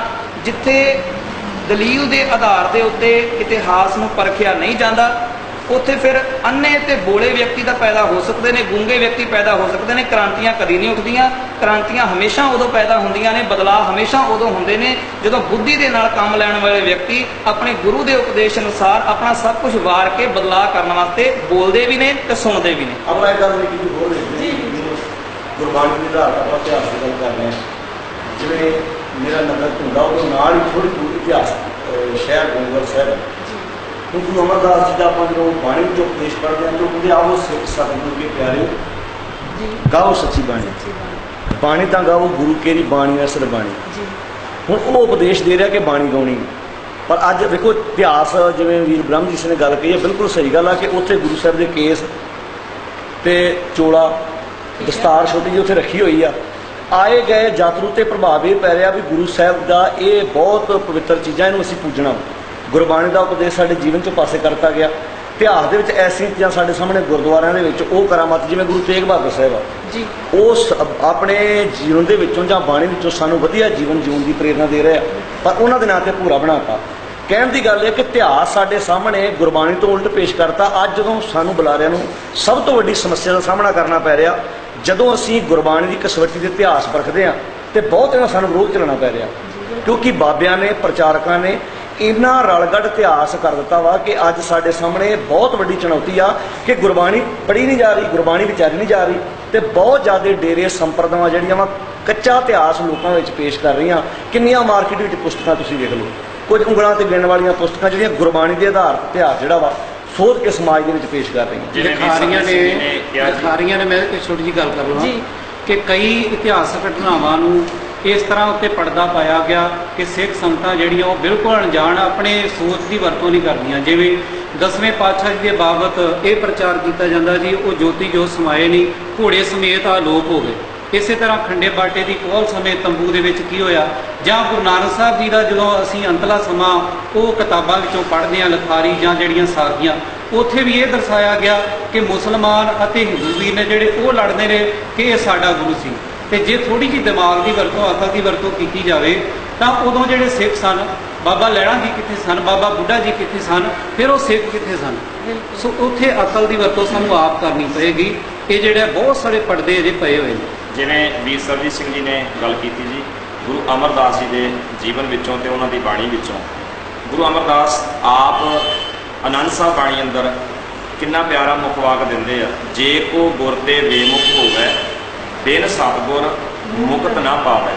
ਪਾਵੈ ਮੁਕਤ ਨਾ ਹੋਰ ਥੈ ਕੋਈ, ਪੁੱਛੋ ਬਵੇਕੀਆਂ ਜਾਏ। ਹੁਣ ਜਦੋਂ ਸਤਿਗੁਰੂ ਜੀ ਦਾ ਇਹ ਮੁੱਖ ਵਾਕ ਆਪਾਂ ਪੜ੍ਹਿਆ ਤੇ ਸਤਿਗੁਰੂ ਤੋਂ ਬਿਨਾਂ ਮੁਕਤੀ ਕਿਸੇ ਨੂੰ ਨਹੀਂ ਮਿਲਦੀ। ਪਰ ਜਦੋਂ ਗੋਇੰਦਵਾਲ ਦੇ ਇਤਿਹਾਸ ਨੂੰ ਪੜ੍ਹਦੇ ਆ ਤਾਂ ਉੱਥੇ ਪ੍ਰਚਾਰ ਸਾਡੇ ਵਿੱਚ ਅੱਜ ਇਹ ਹੋ ਚੁੱਕਾ ਆ ਕਿ ਕੇਵਲ ਨਹਾਉਣ ਨਾਲ, ਪਾਣੀ 'ਚ ਚੁੱਭੀਆਂ ਲਾਉਣ ਨਾਲ ਹੀ ਮੁਕਤੀ ਹੋਏਗੀ। ਜਦੋਂ ਕਿ ਗੁਰੂ ਅਮਰਦਾਸ ਆਪ ਹੀ ਕਹਿ ਰਹੇ ਆ, ਪਾਵੈ ਮੁਕਤ ਨਾ ਹੋਰ ਥੈ। ਹੋਰ ਥੈ ਦਾ ਮਤਲਬ ਹੀ ਹੈ ਗੁਰੂ ਤੋਂ ਬਿਨਾਂ ਕਿਸੇ ਹੋਰ ਥਾਂ ਤੋਂ ਕੋਈ ਮੁਕਤੀ ਕਿਸੇ ਨੂੰ ਨਹੀਂ ਮਿਲਣੀ। ਭਾਵੇਂ ਤੁਸੀਂ ਵਿਚਾਰ ਕਰਕੇ ਦੇਖ ਲਓ, ਭਾਵੇਂ ਤੁਸੀਂ ਜ਼ੋਰ ਲਾ ਕੇ ਦੇਖ ਲਓ, ਮੁਕਤੀ ਕੇਵਲ ਗੁਰੂ ਅਨੁਸਾਰ ਜੀਵਿਆਂ ਹੀ ਮਿਲਣੀ ਹੈ, ਹੋਰ ਕਿਤੇ ਨਹੀਂ ਮਿਲਣੀ। ਸੋ ਇਸ ਤਰ੍ਹਾਂ ਦੇ ਗੁਰਬਾਣੀ ਤੋਂ ਉਲਟ ਬਹੁਤ ਕੁਝ ਜਿਹੜੇ ਕੰਮ ਆ ਜਾਂ ਬਹੁਤ ਸਾਰੇ ਭਰਮ ਭੁਲੇਖੇ ਆ ਉਹ ਸਾਡੇ 'ਚ ਪ੍ਰਚਲਿਤ ਆ। ਲੋੜ ਤਾਂ ਇਸ ਵੇਲੇ ਇਹ ਹੈ ਕਿ ਗੁਰਬਾਣੀ ਨੂੰ ਪੜ੍ਹੀਏ। ਸਿਰਮੌਰ ਗੁਰਬਾਣੀ ਹੈ, ਗੁਰਬਾਣੀ ਦੇ ਅਨੁਸਾਰ ਆਪਣੇ ਆਪ ਨੂੰ ਢਾਲਣ ਲਈ ਮੈਂ ਤਾਂ ਇਸ ਤਰ੍ਹਾਂ ਵੀ ਕਹਿਣ ਨੂੰ ਤਿਆਰ ਹਾਂ, ਪਹਿਲਾਂ ਗੁਰਬਾਣੀ, ਗੁਰਬਾਣੀ ਦੀ ਰੌਸ਼ਨੀ ਵਿੱਚ ਇਤਿਹਾਸ, ਤੇ ਗੁਰਬਾਣੀ ਇਤਿਹਾਸ ਦੀ ਰੌਸ਼ਨੀ ਵਿੱਚ ਅਸੀਂ ਆਪਣੇ ਆਪ ਨੂੰ ਖਿਲਾਰੀਏ। ਇਸ ਵੇਲੇ ਹਾਲਤ ਸਾਡੀ ਇਸ ਤਰ੍ਹਾਂ ਹੋਈ ਪਈ ਹੈ, ਗੁਰਬਾਣੀ ਕੁਝ ਕਹਿ ਰਹੀ ਹੈ, ਇਤਿਹਾਸ ਸਾਡਾ ਕੁਝ ਬਿਆਨ ਕਰਦਾ ਹੈ ਤੇ ਅਸੀਂ ਕਿਸੇ ਹੋਰ ਪਾਸੇ ਨੂੰ ਤੁਰੇ ਹੋਏ ਹਾਂ। ਸਾਡੀਆਂ ਤਿੰਨੇ ਚੀਜ਼ਾਂ ਆਪਸ ਵਿੱਚ ਮੇਲ ਨਹੀਂ ਖਾ ਰਹੀਆਂ। ਜਦੋਂ ਕਿ ਹੁਣ ਸਾਨੂੰ ਜੇ ਲੋੜ ਹੈ ਤੇ ਕਰਨਾ ਚਾਹੀਦਾ ਹੈ ਗੁਰਬਾਣੀ, ਗੁਰਬਾਣੀ ਦੀ ਰੌਸ਼ਨੀ ਵਿੱਚ ਇਤਿਹਾਸ, ਤੇ ਇਤਿਹਾਸ ਤੇ ਗੁਰਬਾਣੀ ਦੀ ਰੌਸ਼ਨੀ ਵਿੱਚ ਅਸੀਂ ਆਪਣੇ ਆਪ ਨੂੰ ਖੜਿਆ ਕਰੀਏ, ਫਿਰ ਸਾਡਾ ਸਮਾਜ ਚੜ੍ਹਦੀ ਕਲਾ ਵੱਲ ਤੁਰੇਗਾ। ਬਿਲਕੁਲ ਵੀਰ ਜੀ। ਹੁਣ ਮੈਂ ਪ੍ਰੋਫੈਸਰ ਸਰਬਜੀਤ ਸਿੰਘ ਧੁੰਦਾ ਵੱਲ ਜਾਵਾਂ, ਸਾਡੇ ਸਤਿਕਾਰਯੋਗ ਵੀਰ ਜੀ ਜਿਨ੍ਹਾਂ ਨੂੰ ਤੁਸੀਂ ਕਾਫੀ ਸਟੇਜਾਂ ਤੇ ਦੇਖਿਆ ਹੋਣਾ, ਸਿੱਖ ਚੈਨਲ ਦੇ ਉੱਪਰ ਵੀ ਇਹਨਾਂ ਦੇ ਕਾਫੀ ਪ੍ਰੋਗਰਾਮ ਹੁੰਦੇ ਰਹਿੰਦੇ ਨੇ ਤੇ ਇਸ ਕਾਲਜ ਦੇ ਵਿੱਚ ਹੀ ਇਹਨਾਂ ਨੇ ਸਟੱਡੀ ਕੀਤੀ ਹੈ ਤੇ ਹੁਣ ਹੋਰ ਵਿਦਿਆਰਥੀਆਂ ਨੂੰ ਵੀ ਗੁਰਮਤਿ ਦਾ ਗਿਆਨ ਹੈ ਜਿਹੜਾ ਉਹ ਬਖਸ਼ਣ ਦਾ ਜਿਹੜਾ ਚੰਗਾ ਯਤਨ ਹੈ ਉਹ ਕਰ ਰਹੇ ਨੇ। ਘਰ ਪਰਿਵਾਰ ਦੀ ਸੇਵਾ ਨਿਭਾਉਂਦੇ ਹੋਏ ਸਾਰੇ ਹੀ ਸਾਡੇ ਵੀਰ ਇਸ ਪਾਸੇ ਲੱਗੇ ਹੋਏ ਨੇ। ਜਿੰਨਾ ਵੀ ਧੰਨਵਾਦ ਕਰੀਏ ਸਟਾਫ ਦਾ ਉਨਾ ਹੀ ਥੋੜਾ। ਮੈਂ ਵੀਰ ਜੀ ਆਪ ਜੀ ਨੂੰ ਇੱਕ ਸਵਾਲ ਕਰਾਂਗੀ ਕਿ ਜਿਹੜੇ ਹਰ ਇੱਕ ਧਾਰਮਿਕ ਵਕਤ ਹੈ, ਭਾਵੇਂ ਉਹ ਕਥਾਵਾਚਕ ਹੈ, ਭਾਵੇਂ ਕੋਈ ਸੰਤ ਸੰਪਰਦਾਇ ਨਾਲ ਸੰਬੰਧਿਤ ਹੈ, ਬਹੁਤ ਸਾਰੇ ਤਕਰੀਬਨ ਇਹ ਕਹਿੰਦੇ ਨੇ ਜੀ ਅਸੀਂ ਤਾਂ ਸਿਰਫ ਧਾਰਮਿਕ ਇਨਸਾਨ ਆ ਤੇ ਰਾਜਨੀਤੀ ਨਾਲ ਸਾਡਾ ਕੋਈ ਸੰਬੰਧ ਨਹੀਂ। ਤੇ ਪਰ ਆਪਾਂ ਜਦੋਂ ਦੇਖੀਏ ਪਿਛੋਕੜ ਜਾਂ ਹੁਣ ਵੀ ਤਾਂ ਅਸਲੀਅਤ ਕੁਝ ਹੋਰ ਹੈ, ਕਿਉਂਕਿ ਉਹ ਲੋਕ ਵੀ ਅੰਦਰੋਂ ਗਤੀ ਸਿਆਸਤ ਨਾਲ ਤਾਂ ਜੁੜੇ ਹੋਏ ਨੇ ਤੇ ਈਵਨ ਗੁਰੂ ਨਾਨਕ ਸਾਹਿਬ ਜਾਂ ਹੋਰ ਗੁਰੂ ਸਾਹਿਬਾਨ ਵੀ ਨਾਲ ਸਿਆਸਤ ਦੀ ਗੱਲ ਕਰਦੇ ਨੇ ਗੁਰਬਾਣੀ 'ਚ। ਗਲਤ ਸਿਆਸਤ ਨੂੰ ਉਹਨਾਂ ਨੇ ਭੰਡਿਆ ਤੇ ਗੁਰੂ ਗੋਬਿੰਦ ਸਿੰਘ ਜੀ ਜਾਂ ਗੁਰੂ ਹਰਗੋਬਿੰਦ ਸਾਹਿਬ ਤਾਂ ਉਹਨਾਂ ਨੂੰ ਆਪਾਂ ਜਾਣਦੇ ਹਾਂ ਕਿ ਉਹ ਪੂਰੇ ਸਾਡੇ ਪੋਲੀਟੀਕਲ ਲੀਡਰ ਵੀ ਨਾਲ ਸੀ, ਅੱਗੋਂ ਵੀ ਸਿੱਖ ਸਰਦਾਰ ਇਸੇ ਤਰ੍ਹਾਂ ਰਹੇ ਨੇ। ਤੇ ਜਿਹੜੇ ਅੱਜ ਦੀ ਜੋ ਗਲਤ ਸਿਆਸਤ ਹੈ ਜਾਂ ਸਾਡੇ ਇਹੋ ਜਿਹੇ ਪੋਲੀਟੀਕਲ ਲੀਡਰ ਨੇ ਜਿਹੜੇ ਕੁਰਾਹੇ ਪੈ ਚੁੱਕੇ ਨੇ ਤੇ ਉਹਨਾਂ ਦੇ ਬਾਰੇ ਕਦੀ ਇਸ ਕਾਲਜ ਦੇ ਵਿੱਚ ਪ੍ਰੋਫੈਸਰ ਹੁੰਦੇ ਆ ਤੁਸੀਂ ਵਿਦਿਆਰਥੀਆਂ ਨੂੰ ਕਿਹੋ ਜਿਹਾ ਦੱਸਿਆ ਜਾਂ ਆਪ ਸਟੇਜਾਂ ਤੇ ਬੋਲਦੇ ਹੋ ਕਿ ਹਾਂ ਬਈ ਜੇ ਇਹ ਗਲਤ ਹੋ ਰਿਹਾ ਹੈ ਤਾਂ ਉਹਨੂੰ ਗਲਤ ਕਹਿਣ ਦੀ ਸਾਡੇ 'ਚ ਹਿੰਮਤ ਤੇ ਜ਼ਰੂਰਤ ਵੀ ਹੋਣੀ ਚਾਹੀਦੀ ਹੈ? ਤੁਸੀਂ ਕੀ ਕਹੋਗੇ? ਬਿਲਕੁਲ ਭੈਣ ਜੀ, ਬਹੁਤ ਵਧੀਆ ਤੁਸੀਂ ਅੱਜ ਇਹ ਜਿਹੜਾ ਵਿਸ਼ਾ ਹੈ ਇਹ ਚੁਣਿਆ ਹੈ ਕਿ ਧਰਮ ਤੇ ਰਾਜਨੀਤੀ ਕੀ ਇਹ ਵੱਖ-ਵੱਖ ਨੇ। ਆਮ ਕਰਕੇ ਧਾਰਮਿਕ ਸਟੇਜਾਂ ਦੇ ਉੱਪਰ ਹਰ ਦਿਨ ਬੁਲਾਰੇ ਜਿਹੜੇ ਬੋਲਦੇ ਨੇ ਕਿ ਧਰਮ ਦਾ ਰਾਜਨੀਤੀ ਨਾਲ ਕੋਈ ਸੰਬੰਧ ਨਹੀਂ ਹੈਗਾ ਤੇ ਮੈਂ ਕਹਿੰਦਾ ਐਡਾ ਗੂੜਾ ਸੰਬੰਧ ਵਾ ਕਿ ਰਾਜਨੀਤੀ ਦੇ ਸਿਰ ਦੇ ਉੱਪਰ ਜਿੰਨੀ ਦੇਰ ਤੱਕ ਧਰਮ ਦਾ ਕੁੰਡਾ ਨਹੀਂ ਹੋਏਗਾ ਉਨੀ ਦੇਰ ਤੱਕ ਰਾਜਨੀਤਿਕ ਸਹੀ ਫੈਸਲੇ ਨਹੀਂ ਕਰ ਸਕਦਾ, ਚਾਹੇ ਉਹ ਕੋਈ ਵੀ ਵਿਅਕਤੀ ਹੋਵੇ। ਆਪਾਂ ਬਾਣੀ 'ਚੋਂ ਵੇਖ ਲੈਂਦੇ ਹਾਂ, ਕੱਲ ਕਰਤੀ ਰਾਜੇ ਕਸਾਈ। ਹੁਣ ਇਹ ਰਾਜੇ ਨੂੰ ਕਸਾਈ ਕਹਿਣਾ ਮੈਂ ਸਮਝਾਂ ਗੁਰੂ ਸਾਹਿਬ ਦੀ ਕਿੱਡੀ ਵੱਡੀ ਗੱਲ ਆ ਤੇ ਗੁਰੂ ਪਾਤਸ਼ਾਹ ਨੇ ਵੀ ਪਤਾ ਕਿ ਇੱਕ ਰਾਜੇ ਨੂੰ ਕਸਾਈ ਕਹਿਣਾ ਇੱਕ ਬਹੁਤ ਵੱਡੀ ਦੁਸ਼ਮਣੀ ਪਾ ਲੈਣਾ ਜੀ। ਪਰ ਅੱਜ ਦੇ ਸਮੇਂ 'ਚ ਬੁਲਾਰਾ ਰਾਜੇ ਨੂੰ ਕਸਾਈ ਕਵੇ, ਉਹਨੂੰ ਪਤਾ ਕਿ ਬਹੁਤਿਆਂ ਰਾਜਿਆਂ ਦੇ ਕੋਲ ਧਾਰਮਿਕ ਸਟੇਜਾਂ ਨੇ ਤੇ ਹੋ ਸਕਦਾ ਉਹਨਾਂ ਰਾਜਿਆਂ ਦੇ ਨਾਲ ਸਾਧ ਬਾਬਿਆਂ ਦਾ ਬੜਾ ਨੇੜਲਾ ਸੰਬੰਧ ਵਾ, ਹੋ ਸਕਦਾ ਮੇਰੇ ਕੋਲ ਸਟੇਜਾਂ ਗਵਾਚ ਜਾਣ। ਮੈਂ ਅਕਸਰ ਕਥਾ ਦੇ ਵਿੱਚ ਇਹ ਗੱਲ ਆਮ ਦਰਾਉਣਾ ਕਿ ਬਹੁਤੀ ਵਾਰੀ ਸਾਡੇ ਧਰਮ ਦੀ ਗੱਲ ਕਰਨ ਵਾਲੇ ਜਿਹੜੇ ਨੇ ਉਹ ਰਾਜਨੀਤਿਕ ਪ੍ਰੈਸ਼ਰ ਹੇਠ ਬੋਲਦੇ ਨੇ ਵੀ ਇਹਨਾਂ ਦੇ ਨਾਲ ਡੇਰੇਦਾਰਾਂ ਦਾ ਸੰਬੰਧ ਆ। ਜੇ ਆਪਾਂ ਇਹਨਾਂ ਬਾਰੇ ਬੋਲਿਆ ਤੇ ਡੇਰੇਦਾਰਾਂ ਨੇ ਨਹੀਂ ਆਪਾਂ ਨੂੰ ਸੱਦਣਾ ਤੇ ਸਾਡੀ ਰੋਜੀ ਰੋਟੀ ਵਿੱਚ ਕੋਈ ਫਰਕ ਪਵੇਗਾ, ਬਿਲਕੁਲ ਖੁੱਸ ਜਾਣੀਆਂ। ਆਪਾਂ ਗੁਰਬਾਣੀ 'ਚ ਵੇਲੇ ਕੱਲ ਕਾਤੀ ਰਾਜੇ ਕਸਾਈ ਜਾਂ ਭਾਈ ਗੁਰਦਾਸ ਜੀ ਦੀਆਂ ਪੌੜੀਆਂ ਆਪਾਂ ਵੇਖ ਲਈਏ ਵੀ ਰਾਜੇ ਪਾਪ ਕਮਾਉਂਦੇ ਜਿਹੜੀ ਆ ਉਲਟੀ ਵਾੜ ਖੇਤ ਕੋ ਖਾਈ, ਕਿੰਨੀਆਂ ਉਦਾਹਰਨਾਂ ਸਾਨੂੰ ਮਿਲਦੀਆਂ। ਆਪਾਂ ਥੋੜ੍ਹਾ ਇਤਿਹਾਸਕ ਪੱਖ ਲੈਂਦੇ ਹਾਂ। ਗੁਰੂ ਨਾਨਕ ਸਾਹਿਬ ਤੋਂ ਲੈ ਕੇ ਦਸਮ ਪਾਤਸ਼ਾਹ ਤੱਕ ਜਦੋਂ 8 ਅਕਤੂਬਰ 1708 ਵਿੱਚ ਗੁਰੂ ਗੋਬਿੰਦ ਸਿੰਘ ਮਹਾਰਾਜ ਹਜ਼ੂਰ ਸਾਹਿਬ ਜੋਤੀ ਜੋ ਸਮਾਉਂਦੇ ਨੇ ਤੇ ਉਹ ਬਾਬਾ ਬੰਦਾ ਸਿੰਘ ਬਹਾਦਰ ਨੂੰ ਪੰਜਾਬ ਦੀ ਧਰਤੀ ਵੱਲ ਨੂੰ ਤੋਰਦੇ ਨੇ। ਸਿੱਖ ਰਾਜ ਕਿਵੇਂ ਬਣਿਆ ਤੇ ਸਿੱਖ ਰਾਜ ਕਿਵੇਂ ਗਿਆ, ਗਿਆਨੀ ਸੋਹਣ ਸਿੰਘ ਸੀਤਲ ਦੀਆਂ 2 ਪੁਸਤਕਾਂ ਨੇ। ਸਿੱਖ ਰਾਜ ਕਿਵੇਂ ਬਣਿਆ ਵਿੱਚ ਗਿਆਨੀ ਸੋਹਣ ਸਿੰਘ ਸੀਤਲ ਨੇ ਬੜੀਆਂ ਗਜ਼ਬ ਦੀਆਂ ਗੱਲਾਂ ਲਿਖੀਆਂ ਨੇ।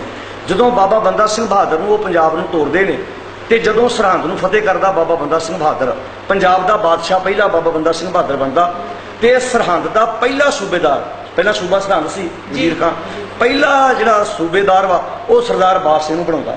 ਇਹ ਤੋਂ ਪਤਾ ਲੱਗਦਾ ਕਿ ਜੇ ਰਾਜ ਦੀਆਂ ਗੱਲਾਂ ਕੀਤੀਆਂ। ਦੂਜੀ ਗੱਲ ਬਾਬਾ ਬੰਦਾ ਸਿੰਘ ਬਹਾਦਰ ਨੇ ਕਮਾਲ ਦੀ ਇਹ ਕੀਤੀ कि ਜ਼ਿਮੀਂਦਾਰਾ ਜਿਹੜਾ ਹੈਗਾ ਸੀ ਉਹ ਕੰਮ ਬੰਦ ਕੀਤਾ ਕਿ ਜਿਹੜੇ ਆਮ ਗਰੀਬ ਕਿਸਾਨ ਨੇ ਉਹ ਵਿਚਾਰੇ ਸਿੱਧੀ ਫਸਲ ਨਹੀਂ ਸੀ ਆਪਣੀ ਵੇਚ ਸਕਦੇ, ਵਿੱਚ ਵੱਡੇ ਵੱਡੇ ਜ਼ਿਮੀਂਦਾਰ ਲਾ ਤੜਾਉਂਦੇ ਸਨ। ਬੰਦਾ ਸਿੰਘ ਬਹਾਦਰ ਨੇ ਜ਼ਿਮੀਂਦਾਰਾ ਖਤਮ ਕਰਕੇ ਸਿੱਧੀ ਗਰੀਬ ਕਿਸਾਨ ਨੂੰ ਕਿਹਾ ਤੇਰੀ ਫਸਲ ਜਿਹੜੀ ਆਮ ਜਿਹੜੀ ਆ ਵੇਚੀ ਜਾ ਸਕਦੀ ਆ, ਤੈਨੂੰ ਪੂਰਨ ਤੌਰ ਤੇ ਤੂੰ ਸਿੱਧਾ ਸਰਕਾਰ ਨਾਲ ਜੁੜ, ਤੂੰ ਆਜ਼ਾਦ ਹੈ। ਤੇ ਭਾਵੇਂ ਉਹ ਕਿਸਾਨ ਹਿੰਦੂ ਸੀ, ਭਾਵੇਂ ਕਿਸਾਨ ਮੁਸਲਮਾਨ ਸੀ, ਭਾਵੇਂ ਕਿਸੇ ਮਤ ਨਾਲ ਸੰਬੰਧ ਰੱਖਦਾ ਸੀ, ਹਰ ਦਿਨ ਬਾਬਾ ਬੰਦਾ ਸਿੰਘ ਬਹਾਦਰ ਦੀ ਫੌਜ ਦੀ ਗਿਣਤੀ ਵੱਧਦੀ ਗਈ। ਜ਼ਿਮੀਂਦਾਰਾਂ ਨੂੰ ਤਕਲੀਫ ਹੋਈ ਕਿਉਂਕਿ ਉਹਨਾਂ ਥੱਲੇੋਂ ਜਿਹੜੀਆਂ ਸੀ ਉਹਨਾਂ ਦੀਆਂ ਜਿਹੜੀਆਂ ਰੋਜੀ ਰੋਟੀ ਨੂੰ ਖਤਰਾ ਪੈ ਰਿਹਾ ਸੀ। ਇਹ ਤੋਂ ਪਤਾ ਲੱਗਦਾ ਕਿ ਬੰਦਾ ਭਾਵੇਂ ਰਾਜ ਕੁਝ ਸਮਾਂ ਰਿਹਾ, ਪਰ ਇਹ ਮਿਸਾਲ ਸੀ ਕਿ ਗੁਰੂ ਗੋਬਿੰਦ ਸਿੰਘ ਮਹਾਰਾਜ ਬਾਰੇ ਜੋ ਸੁਪਨਾ ਲਿਆ ਸੀ ਸਿੱਖਾਂ ਨੇ ਕਿ ਅਸੀਂ ਰਾਜ ਦੀਆਂ ਨੀਹਾਂ ਜਿਹੜੀਆਂ ਪੱਕੀਆਂ ਕਰਨੀਆਂ। ਜਦੋਂ ਅੱਲਾ ਯਾਰ ਖਾਂ ਜੋਗੀ ਨੂੰ ਪੜ੍ਹਦੇ ਹਾਂ, ਸਾਹਿਬਜ਼ਾਦੇ ਨੂੰ ਨੀਹਾਂ ਚਿਣ ਦੀ ਜਦੋਂ ਗੱਲ ਚੱਲਦੀ ਹੈ, ਉਹ ਕਹਿੰਦੇ ਹਮ ਜਿਹੜੇ ਆ ਰਾਜ ਦੇ ਕੇ ਸਿੱਖੋਂ ਕੀ ਰਾਜ ਨੀ ਜਿਹੜੀ ਆ ਉਹ ਪੱਕੀ ਕਰਕੇ ਚੱਲੇ ਆ। ਉਹ ਤੋਂ ਪਤਾ ਲੱਗਦਾ ਕਿ ਸਿੱਖੀ की नींव हम है, सरों पे उठा चले गुरियाई का किस्सा, जहां में बना चले सिखों की सल्तनत का पौधा लगा चले, गद्दी ताजो तख्त बासाब कौम पाएगी, दुनिया में जालमों का निशान तक मिटाएगी। मैं समझा बाबा बंदा सिंह बहादुर ने ये 1710 ਵਿੱਚ सबूत दे दिता कि जो सुपना साहिबजादियां ने ਜਾਂ ਸਿੱਖਾਂ ਨੇ ਲਿਆ ਸੀ ਉਹਨੂੰ ਬਾਬਾ ਬੰਦਾ ਸਿੰਘ ਬਹਾਦਰ ਨੇ ਪੂਰਾ ਕਰਕੇ ਵਿਖਾਇਆ। ਹੁਣ ਰਹੀ ਗੱਲ ਕਿ ਇਹ ਅੱਜ ਦੇ ਸਮੇਂ 'ਚ ਪ੍ਰਚਾਰਿਆ ਕਿਉਂ ਨਹੀਂ ਜਾ ਰਿਹਾ, ਕਿਉਂਕਿ ਭੈਣ ਜੀ ਤੁਹਾਨੂੰ ਜ਼ਿਆਦਾ ਪਤਾ, ਭਾਵੇਂ ਵਿਦੇਸ਼ਾਂ 'ਚ ਬੈਠੇ ਬਾਹਰ ਸਿੱਖ, ਮੈਂ ਅਕਸਰ ਗੱਲ ਕਰਦਾ, ਭਾਵੇਂ ਇੰਗਲੈਂਡ ਆ, ਭਾਵੇਂ ਅਮਰੀਕਾ, ਭਾਵੇਂ ਕੈਨੇਡਾ, ਬਾਹਰ ਬੈਠਾ ਸਿੱਖ ਜਿਹੜਾ ਉਹ ਆਜ਼ਾਦ ਆ, ਕਿਉਂਕਿ ਉਹਨੇ ਨਾ ਇਹ ਕਾਂਗਰਸ ਤੋਂ ਕੁਝ ਲੈਣਾ, ਨਾ ਉਹਨੇ ਅਕਾਲੀ ਸਰਕਾਰ ਤੋਂ ਕੁਝ ਲੈਣਾ। ਇਸ ਕਰਕੇ ਉਹ ਐ ਆਜ਼ਾਦ ਹਸਤੀ ਸੱਚ ਦੀ ਗੱਲ ਕਰਦਾ। ਇੱਥੇ ਬਹੁਤ ਜ਼ਿਆਦਾ ਪ੍ਰੈਸ਼ਰ ਵਾ ਤੇ ਇਸ ਕਰਕੇ ਬਹੁਤ ਪ੍ਰਚਾਰਕਾਂ ਦੀ ਰੋਜੀ ਰੋਟੀ ਦਾ ਮਸਲਾ, ਸਾਧ ਬਾਬਿਆਂ ਦੇ ਆਪਣੇ ਡੇਰਿਆਂ ਦਾ ਮਸਲਾ, ਉਹ ਇਸ ਕਰਕੇ ਕਹਿੰਦੇ ਨਹੀਂ ਜੀ ਵੇਖੋ ਰਾਜਨੀਤੀ, ਉਹ ਇਦਾਂ ਦੀ ਗੱਲ ਕਰਕੇ ਤੇ ਆਪਣਾ ਰੋਜੀ ਰੋਟੀ ਚਲਾਈ ਜਾ ਰਹੇ ਆ। ਪਰ ਸੱਚਾਈ ਇਹ ਆ ਕਿ ਜਦੋਂ ਰਾਜਨੀਤੀ ਹੋਣੀ ਚਾਹੀਦੀ ਆ, ਪਰ ਰਾਜਨੀਤੀ ਵਿੱਚ ਕਪਟ ਨਾ ਹੋਵੇ। ਮੈਂ ਕਹਿੰਦਾ ਰਾਜਨੀਤੀ ਸਰਦਾਰ ਬਘੇਲ ਸਿੰਘ ਵਰਗੀ ਹੋਵੇ ਕਿ ਉੱਥੋਂ ਲੈ ਆ ਉਹ ਇੱਥੇ ਆਣ ਕੇ ਫਿਰ ਆਪਣੇ ਭਰਾਵਾਂ ਨਾਲ ਦਗਾ ਨਹੀਂ ਕੀਤਾ। ਪਰ ਅੱਜ ਦੀ ਰਾਜਨੀਤੀ ਬੜੀ ਆ ਭਰਾ ਮਾਰੂ ਜੰਗ ਹੋ ਰਹੀ ਆ, ਜਿੱਥੇ ਅੱਜ ਦੀ ਰਾਜਨੀਤੀ ਇੰਨੀ ਗੰਦੀ ਆ, ਇੱਕ ਬੰਨੇ ਦੂਜੇ ਧੜੇ ਨੂੰ ਭੰਡਿਆ ਜਾ ਰਿਹਾ, ਆਪਣੀਆਂ ਰਿਸ਼ਤੇਦਾਰੀਆਂ ਪਾਲੀਆਂ ਜਾ ਰਹੀਆਂ। ਦੂਜਾ ਸਵਾਲ ਤੁਸੀਂ ਭੈਣ ਜੀ ਕੀਤਾ ਕਿ ਇਸ ਕਾਲਜ ਵੱਲੋਂ ਕਦੀ ਬੋਲਿਆ ਜਾ ਰਿਹਾ, ਮੈਂ ਇਹ ਗੱਲ ਕਹਿਣੀ ਚਾਹਾਂਗਾ ਕਿ ਪਿਛਲੇ ਦਿਨੀ ਮੈਂ ਬੰਗਲਾ ਸਾਹਿਬ ਤੋਂ ਲਾਈਵ ਬੋਲਿਆ ਸੀ। ਮੈਂ ਫਿਰ ਗੱਲ ਦੁਹਰਾ ਦਿੰਦਾ ਕਿ ਦਿੱਲੀ ਦੀ ਧਰਤੀ ਤੇ ਇੱਕ ਸਰਕਾਰੀ ਕਰਮਚਾਰੀ ਆ ਜਿਹਨੇ ਪਿਛਲੇ ਦਿਨੀ ਰਾਮ ਸੇਤੂ ਪੁਲ ਤੇ ਜਾ ਕੇ ਇੱਕ ਲੈਕਚਰ ਕੀਤਾ। ਉਹਨੇ ਆਖਿਆ ਵੀ 2533 ਵਾਰ ਰਾਮ ਲਫ਼ਜ਼ ਭਗਵਾਨ ਰਾਮ ਵਾਸਤੇ ਆਇਆ। ਸ਼ਾਇਦ YouTube ਤੇ ਬਹੁਤ ਸਰੋਤਿਆਂ ਨੇ ਸੁਣਿਆ ਵੀ ਹੋਵੇ। ਤੇ ਉਹਨੀ ਦਿਨੀ ਮੈਂ ਸਭ ਤੋਂ ਪਹਿਲਾਂ ਬੰਗਲਾ ਸਾਹਿਬ ਇਸ ਗੱਲ ਦਾ ਲਾਈਵ ਬੋਲਿਆ ਸੀ। ਉਹਨੇ ਕਿਹਾ ਵੀ ਸਾਡੇ ਧਾਰਮਿਕ ਜਿਹੜੇ ਆਗੂ ਉਹਨਾਂ ਦੀ ਬਹੁਤ ਆਸਥਾ ਜਿਹੜੀ ਆ ਸ੍ਰੀ ਭਗਵਾਨ ਰਾਮ ਚੰਦਰ ਨਾਲ ਜੁੜੀ ਹੋਈ ਆ। ਤੇ ਮੈਂ ਬਕਾਇਦਾ ਬਾਣੀ ਚੋਂ ਹਵਾਲੇ ਦੇ ਕੇ ਦੱਸਿਆ ਸੀ, ਕਿਉਂਕਿ ਉਹਨੇ 2-3 ਤੁਕਾਂ ਬਾਣੀ ਦੀਆਂ ਲਈਆਂ ਕਿ ਨਾ ਉਹ ਮਰੇ ਨਾ ਠਾਗੇ ਜਾਹੇ ਜਿਨਕੇ ਰਾਮ ਵਸੇ ਮਨ ਮਾਹੇ, ਵੀ ਇਹ ਰਾਮ ਦਸ਼ਰਥ ਦੇ ਪੁੱਤਰ ਵਾਸਤੇ ਆ। ਤੇ ਮੈਂ ਕਥਾ ਤੇ ਗੱਲ ਨੂੰ ਖੋਲਿਆ ਸੀ ਕਿ ਜਿਹੜਾ ਵਿਚਾਰਾ ਆਪ ਠੱਗਿਆ ਗਿਆ ਵੀ ਉਹਨੂੰ ਉਹ ਨਕਲੀ ਹਿਰਨ ਵਿਖਾ ਕੇ ਉਹ ਕਿਸੇ ਨੂੰ ਕੀ ਬਚਾਏਗਾ। ਉਹਨੂੰ ਤਾਂ ਨਕਲੀ ਹਿਰਨ ਵਿਖਾ ਕੇ ਤੇ ਉਹ ਕਪਟ ਹੋ ਜਾਂਦਾ ਉਹਦੇ ਨਾਲ, ਉਹਨੂੰ ਛਲ ਕੇ ਲੈ ਜਾਂਦੇ ਆ ਵਾ, ਹਿਰਨ ਹੀ ਛਲ ਕੇ ਲੈ ਜਾਂਦਾ, ਰਾਵਣ ਉਹਦੀ ਪਤਨੀ ਚੁੱਕ ਕੇ ਲੈ ਜਾਂਦਾ। ਉਹ ਸਾਨੂੰ ਕਿਵੇਂ ਬਚਾਏਗਾ? ਇੱਥੇ ਰਾਮ ਦਸ਼ਰਥ ਦਾ ਪੁੱਤਰ ਨਹੀਂ ਆ, ਇੱਥੇ ਰਮੇ ਹੋਏ ਪਰਮਾਤਮਾ ਦੀ ਗੱਲ ਆ। ਫਿਰ ਹੁਣ ਇੱਕ ਤੋਕ ਉੱਥੇ ਹੋਰ ਬੋਲੀ ਆ ਕਿ ਸਾਧੋ ਰਚਨਾ ਰਾਮ ਬਣਾਈ, ਕਿ ਇਹ ਵੀ ਜਿਹੜਾ ਰਾਮ ਦਸ਼ਰਥ ਦਾ ਪੁੱਤਰ। ਹੁਣ ਕਮਾਲ ਦੀ ਗੱਲ ਆ ਵੀ ਜੇ ਤਾਂ ਰਾਮ ਨੇ ਦੁਨੀਆ ਬਣਾਈਆਂ ਤਾਂ ਰਾਮ ਜੰਮਿਆ ਕਿਹੜੀ ਦੁਨੀਆ ਤੇ ਸੀ? ਜੇ ਦੁਨੀਆ ਰਾਮ ਨੇ ਬਣਾਈਆਂ ਤੇ ਅਸਲ ਜਨਮ ਲੈਣ ਵਾਸਤੇ ਕੋਈ ਧਰਤੀ ਤੇ ਚਾਹੀਦੀ ਆ, ਉਹ ਫਿਰ ਦੁਨੀਆ ਕਿਹੜੀ ਸੀ? ਮੁੱਖ ਦੀ ਗੱਲ ਆ ਉਹ ਰਮੇ ਉਹ ਪ੍ਰਮਾਤਮਾ ਦੀ ਗੱਲ ਆ। ਬਕਾਇਦਾ ਅਸੀਂ ਭਾਵੇਂ ਉਹ ਕਮਲੇਸ਼ ਹੀਰ ਦੀ ਗੱਲ ਸੀ, ਚਾਹੇ ਉਹ ਕਿਸੇ ਸਿਆਸੀ ਜਾਂ ਧਾਰਮਿਕ ਆਗੂ ਦੀ ਗੱਲ ਹੋਵੇ, ਮੈਂ ਆਪਣੀ ਅਕਸਰ ਕਥਾ ਦੇ ਵਿੱਚ ਇਹ ਗੱਲ ਨੂੰ ਖੋਲ੍ਹਦਾ ਵਾਂ ਕਿ ਬਿਲਕੁਲ ਸਾਨੂੰ ਅੱਜ ਜਿਹੜੇ ਵੀ ਲੋਕ ਗਲਤ ਰਸਤੇ ਪਏ ਹੋਏ ਨਾ, ਚਾਹੇ ਉਹ ਧਾਰਮਿਕ ਆ ਚਾਹੇ ਉਹ ਰਾਜਨੀਤਿਕ ਵਾ, ਉਹਨਾਂ ਨੂੰ ਗੁਰਬਾਣੀ ਦੀ ਕਿਸਵੱਟੀ ਤੇ ਅਸੀਂ ਜਿਹੜਾ ਵਾ ਉਹ ਅਗਾਹ ਕਰਦੇ ਰਹਿੰਦੇ ਆ। ਤੇ ਸਾਡੇ ਬੁਲਾਰੇ ਵੀ ਜਿੰਨੇ ਵੀਰ ਜਿਹੜੇ ਗੁਰਮਤਿ ਗਿਆਨ ਮਿਸ਼ਨ ਨਾਲ ਸੰਬੰਧ ਰੱਖਦੇ ਆ, ਭਾਵੇਂ ਕਿ ਸਾਨੂੰ ਬਹੁਤ ਜਿਹੜਾ ਵਾ ਵਿਰੋਧੀਆਂ ਦਾ ਸਾਹਮਣਾ ਵੀ ਕਰਨਾ ਪੈਂਦਾ। ਪ੍ਰੋਬਲਮ ਬਹੁਤ ਜ਼ਿਆਦਾ, ਧਮਕੀਆਂ ਆਉਂਦੀਆਂ, ਡਰਾਵੇ ਆਉਂਦੇ ਆ, ਕਈ ਫੋਨ ਕਰਦੇ ਆ ਵੀ ਇੱਥੇ ਕਥਾ ਕਰਕੇ ਵੇਖੀ। ਨਹੀਂ, ਮੈਂ ਸਮਝਦਾ ਕਿ ਜਿੰਨਾ ਕਿ ਇਸ ਵਕਤ ਖਤਰਾ ਆਪਣਿਆਂ ਵੱਲੋਂ ਜ਼ਿਆਦਾ ਵਾ, ਕਿਉਂਕਿ ਹਿੰਦੂ ਵੀਰ ਕਈ ਵਾਰੀ ਖੁਸ਼ ਹੋ ਜਾਂਦੇ ਕਿ ਅਸੀਂ ਮੂਰਤੀ ਪੂਜਾ ਕਰਦੇ ਆ, ਪਰ ਬਹੁਤੇ ਜਿਹੜੇ ਸਿੱਖੀ ਸਰੂਪ ਵਿੱਚ ਮੂਰਤੀ ਪੂਜਾ ਕਰ ਰਹੇ ਆ ਨਾ, ਤਕਲੀਫ ਉਹਨਾਂ ਨੂੰ ਹੋ ਰਹੀ ਹੈ। ਨਾਲੇ ਮੂਰਤੀ ਕੇਵਲ ਪੱਥਰ ਦੀ ਨਹੀਂ ਹੁੰਦੀ, ਤੁਰਦੇ ਫਿਰਦੇ ਸਰੀਰ ਵੀ ਤੇ ਮੂਰਤੀਆਂ ਹੀ ਆ। ਹੁਣ 16,500 ਇਸ ਪੰਜਾਬ ਦੇ ਵਿੱਚ ਮੂਰਤੀਆਂ ਤੁਰਦੀਆਂ ਫਿਰਦੀਆਂ, ਗੋਲ ਪਰਨਿਆਂ ਵਾਲੀਆਂ, ਲੰਮੇ ਲੰਮੇ ਚੋਲੀਆਂ ਵਾਲੀਆਂ, ਇਹ ਮੂਰਤੀਆਂ ਨੇ। ਬਾਬੇ ਜਿਹੜੇ ਮੂਰਤੀਆਂ ਹੀ ਨੇ, ਤੇ ਇਹਨਾਂ ਦੇ ਚੇਲਿਆਂ ਨੂੰ ਤਕਲੀਫ ਆਉਂਦੀ ਹੈ ਜਦੋਂ ਅਸੀਂ ਇਹ ਗੱਲਾਂ ਬੋਲਦੇ ਆ। ਤੇ ਪਰ ਕੋਈ ਗੱਲ ਨਹੀਂ, ਗੁਰੂ ਕਿਰਪਾ ਕਰੇ, ਅਸੀਂ ਆਪਣੀ ਜਿਹੜੀ ਸੇਵਾ ਵਾ ਉਹ ਬੜੀ ਇਮਾਨਦਾਰੀ ਨਾਲ ਨਿਭਾ ਰਹੇ ਹਾਂ। ਦੋ ਸ਼੍ਰੇਣੀਆਂ ਹੋਰ ਨੇ ਸਿਆਸਤ ਤੇ ਧਰਮ ਨੂੰ ਵੱਖਰਾ ਵੱਖਰਾ ਕਰਨ ਵਾਲੀਆਂ। ਇੱਕ ਸ਼੍ਰੇਣੀ ਤਾਂ ਉਹ ਹੈਗੀ ਹੈ ਜਿਹੜੀ ਅਸਲ 'ਚ ਡਰੀ ਹੋਈ ਹੈ, ਉਹ ਤਾਂ ਨਹੀਂ ਬੋਲਦੀ, ਹੈ ਨਾ। ਪਰ ਦੋ ਸ਼੍ਰੇਣੀਆਂ ਵਿੱਚ ਹੋਰ ਨੇ। ਇੱਕ ਸ਼੍ਰੇਣੀ ਤਾਂ ਉਹ ਲੋਕ ਹੈ ਜਿਹੜੇ ਇੰਨੇ ਕੁ ਨਿਰਾਸ਼ ਹੋ ਚੁੱਕੇ ਨੇ ਵੀ ਉਹਨਾਂ ਨੂੰ ਇਕੱਠੇ ਸਾਹਮਣਾ ਮੁਸ਼ਕਲ ਪੈ ਰਿਹਾ, ਇਸ ਕਰਕੇ ਉਹ ਦਲੀਲਾਂ ਦੇ ਕੇ ਸਾਬਤ ਕਰਦੇ ਨੇ ਇਕੱਠਾ ਹੈ ਹੀ ਨਹੀਂ, ਕਿਉਂਕਿ ਉਹ ਸਾਂਭ ਨਹੀਂ ਸਕ ਰਹੇ ਇਕੱਠਾ। ਜਦੋਂ ਇਹ ਚੀਜ਼ ਨੂੰ ਇਕੱਠੇ ਸਾਹਮਣਾ ਨਾ ਪਾਓ ਤਾਂ ਵੱਖਰੇ ਕਰਨਾ ਸੌਖਾ ਹੋ ਜਾਂਦਾ। ਇੱਕ ਤਾਂ ਇਹ ਮੈਂਟੈਲਿਟੀ ਕੰਮ ਕਰਦੀ ਹੈ, ਦੂਜੀ ਜਿਹੜੀ ਮੈਂਟੈਲਿਟੀ ਕੰਮ ਕਰਦੀ ਆ ਉਹ ਇੱਕ ਸਪੈਸ਼ਲੀ ਤੌਰ ਦੇ ਉੱਤੇ ਇੱਕ ਪਲੈਨਡ ਪ੍ਰੋਪੋਗੈਂਡਾ ਵਾ ਕਿ ਸਿੱਖਾਂ ਦੇ ਸਿਸਟਮ ਦੇ ਵਿੱਚੋਂ ਸਿਆਸਤ ਨੂੰ ਹੌਲੀ-ਹੌਲੀ ਬਾਹਰ ਕੱਢ ਦਿਓ ਕਿਉਂਕਿ ਤੁਹਾਡੀ ਆਪੋਜੀਸ਼ਨ ਬਿਲਕੁਲ ਨਾ ਰਹੇ ਜੀ। ਜੇ ਸਾਰੇ ਸਿੱਖ ਸਰਕਾਰੀ ਨਾਲ ਸਿਆਸਤ ਨੂੰ ਸਮਝਣਗੇ ਉਹਦੇ ਵਿੱਚ ਆਉਣਗੇ ਤੇ ਲਾਜ਼ਮੀ ਦੀ ਗੱਲ ਏਕਾ ਅਧਿਕਾਰ ਦਾ ਪਰਿਵਾਰਵਾਦ ਹੈ ਉਹ ਸਮਾਪਤ ਹੋਏਗਾ ਫਿਰ। ਪਰ ਉਹਨਾਂ ਨੂੰ ਵਾਰ-ਵਾਰ ਸਿਖਾਈ ਜਾਂਦਾ ਵੀ ਗੱਦੀ ਤੇ ਜਿਹੜਾ ਮਰਜ਼ੀ ਬੈਠੇ ਕੌਣ ਨਿਰਭ ਹੋਏ ਹਮੇ ਨਾਲੇ ਰਾਜ ਦੀਆਂ ਗੱਲਾਂ ਖਤਮ ਕਰਨ ਦੇ ਵਿੱਚ ਨਾ ਇੱਕ ਬਹੁਤ ਵੱਡਾ ਕਾਰਨ ਇਹ ਵੀ ਮੈਂ ਸਮਝਦਾ। ਆਪਾਂ ਪੰਜਾਬ ਦੀ ਗੱਲ ਕਰੀਏ, ਇੱਥੇ ਰਾਜ ਭਾਗ ਦੀਆਂ ਗੱਲਾਂ ਸਾਡੇ ਅੰਦਰੋਂ ਖਤਮ ਕੀਤੀਆਂ ਜਾ ਰਹੀਆਂ। ਤੁਸੀਂ ਵੇਖੋ ਜਦੋਂ ਸੁਣਾਇਆ ਜਾ ਰਿਹਾ ਅਸੀਂ ਮਾਰੇ ਗਏ, ਲੁੱਟੇ ਗਏ, ਤਬਾਹ ਹੋ ਗਏ, ਘਰ ਬਰਬਾਦ, ਕਦੀ ਵੀ ਰਾਜ ਕਰਨ ਦੀਆਂ ਗੱਲਾਂ ਸਾਡੇ ਸਾਹਮਣੇ ਨਹੀਂ ਕੀਤੀਆਂ ਜਾ ਰਹੀਆਂ।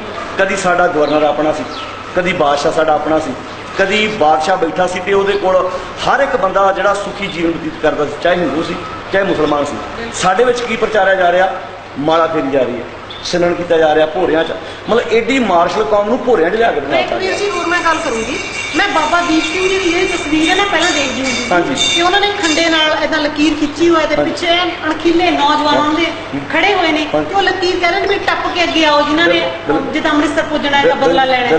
ਅੱਜ ਕੱਲ ਉਸੇ ਬਾਬਾ ਦੀਪ ਸਿੰਘ ਜੀ ਦੀ ਮੈਂ ਫੋਟੋ ਦੇਖ ਰਹੀ ਹਾਂ ਥਾਂ ਤੇ ਕਿ ਉਹ ਮਾਲਾ ਫੜੀ ਹੋਈ ਹੈ, ਚੌਂਕੜਾ ਮਾਰ ਕੇ ਅੱਖਾਂ ਬੰਦ ਕੇ ਬੈਠੀ ਹੈ। ਤੇ ਕੀ ਦਾ ਇਹ ਸਾਜ਼ਿਸ਼ ਹੈ, ਕੀ ਹੈ? ਇੱਕ ਇਸ ਵਕਤ ਨਾ ਬਹੁਤ ਵੱਡਾ ਡੇਰਾ ਕਹਾਂਗਾ ਉਹਨੂੰ ਮੈਂ, ਹੈਗਾ ਤਾਂ ਵੈਸੇ ਕੌਮ ਦਾ ਰਾਗੀ ਆ ਪਰ ਡੇਰਾ ਬਣਾ ਲਿਆ ਉਹਨੇ। ਉਹ ਸਰੇਆਮ ਤੇ ਕਹਿੰਦਾ ਵੀ ਇੰਨੇ ਲੱਖ ਬਾਬਾ ਜੀ ਜਪਜੀ ਸਾਹਿਬ ਦਾ ਪਾਠ ਕਰਦੇ ਸੀ।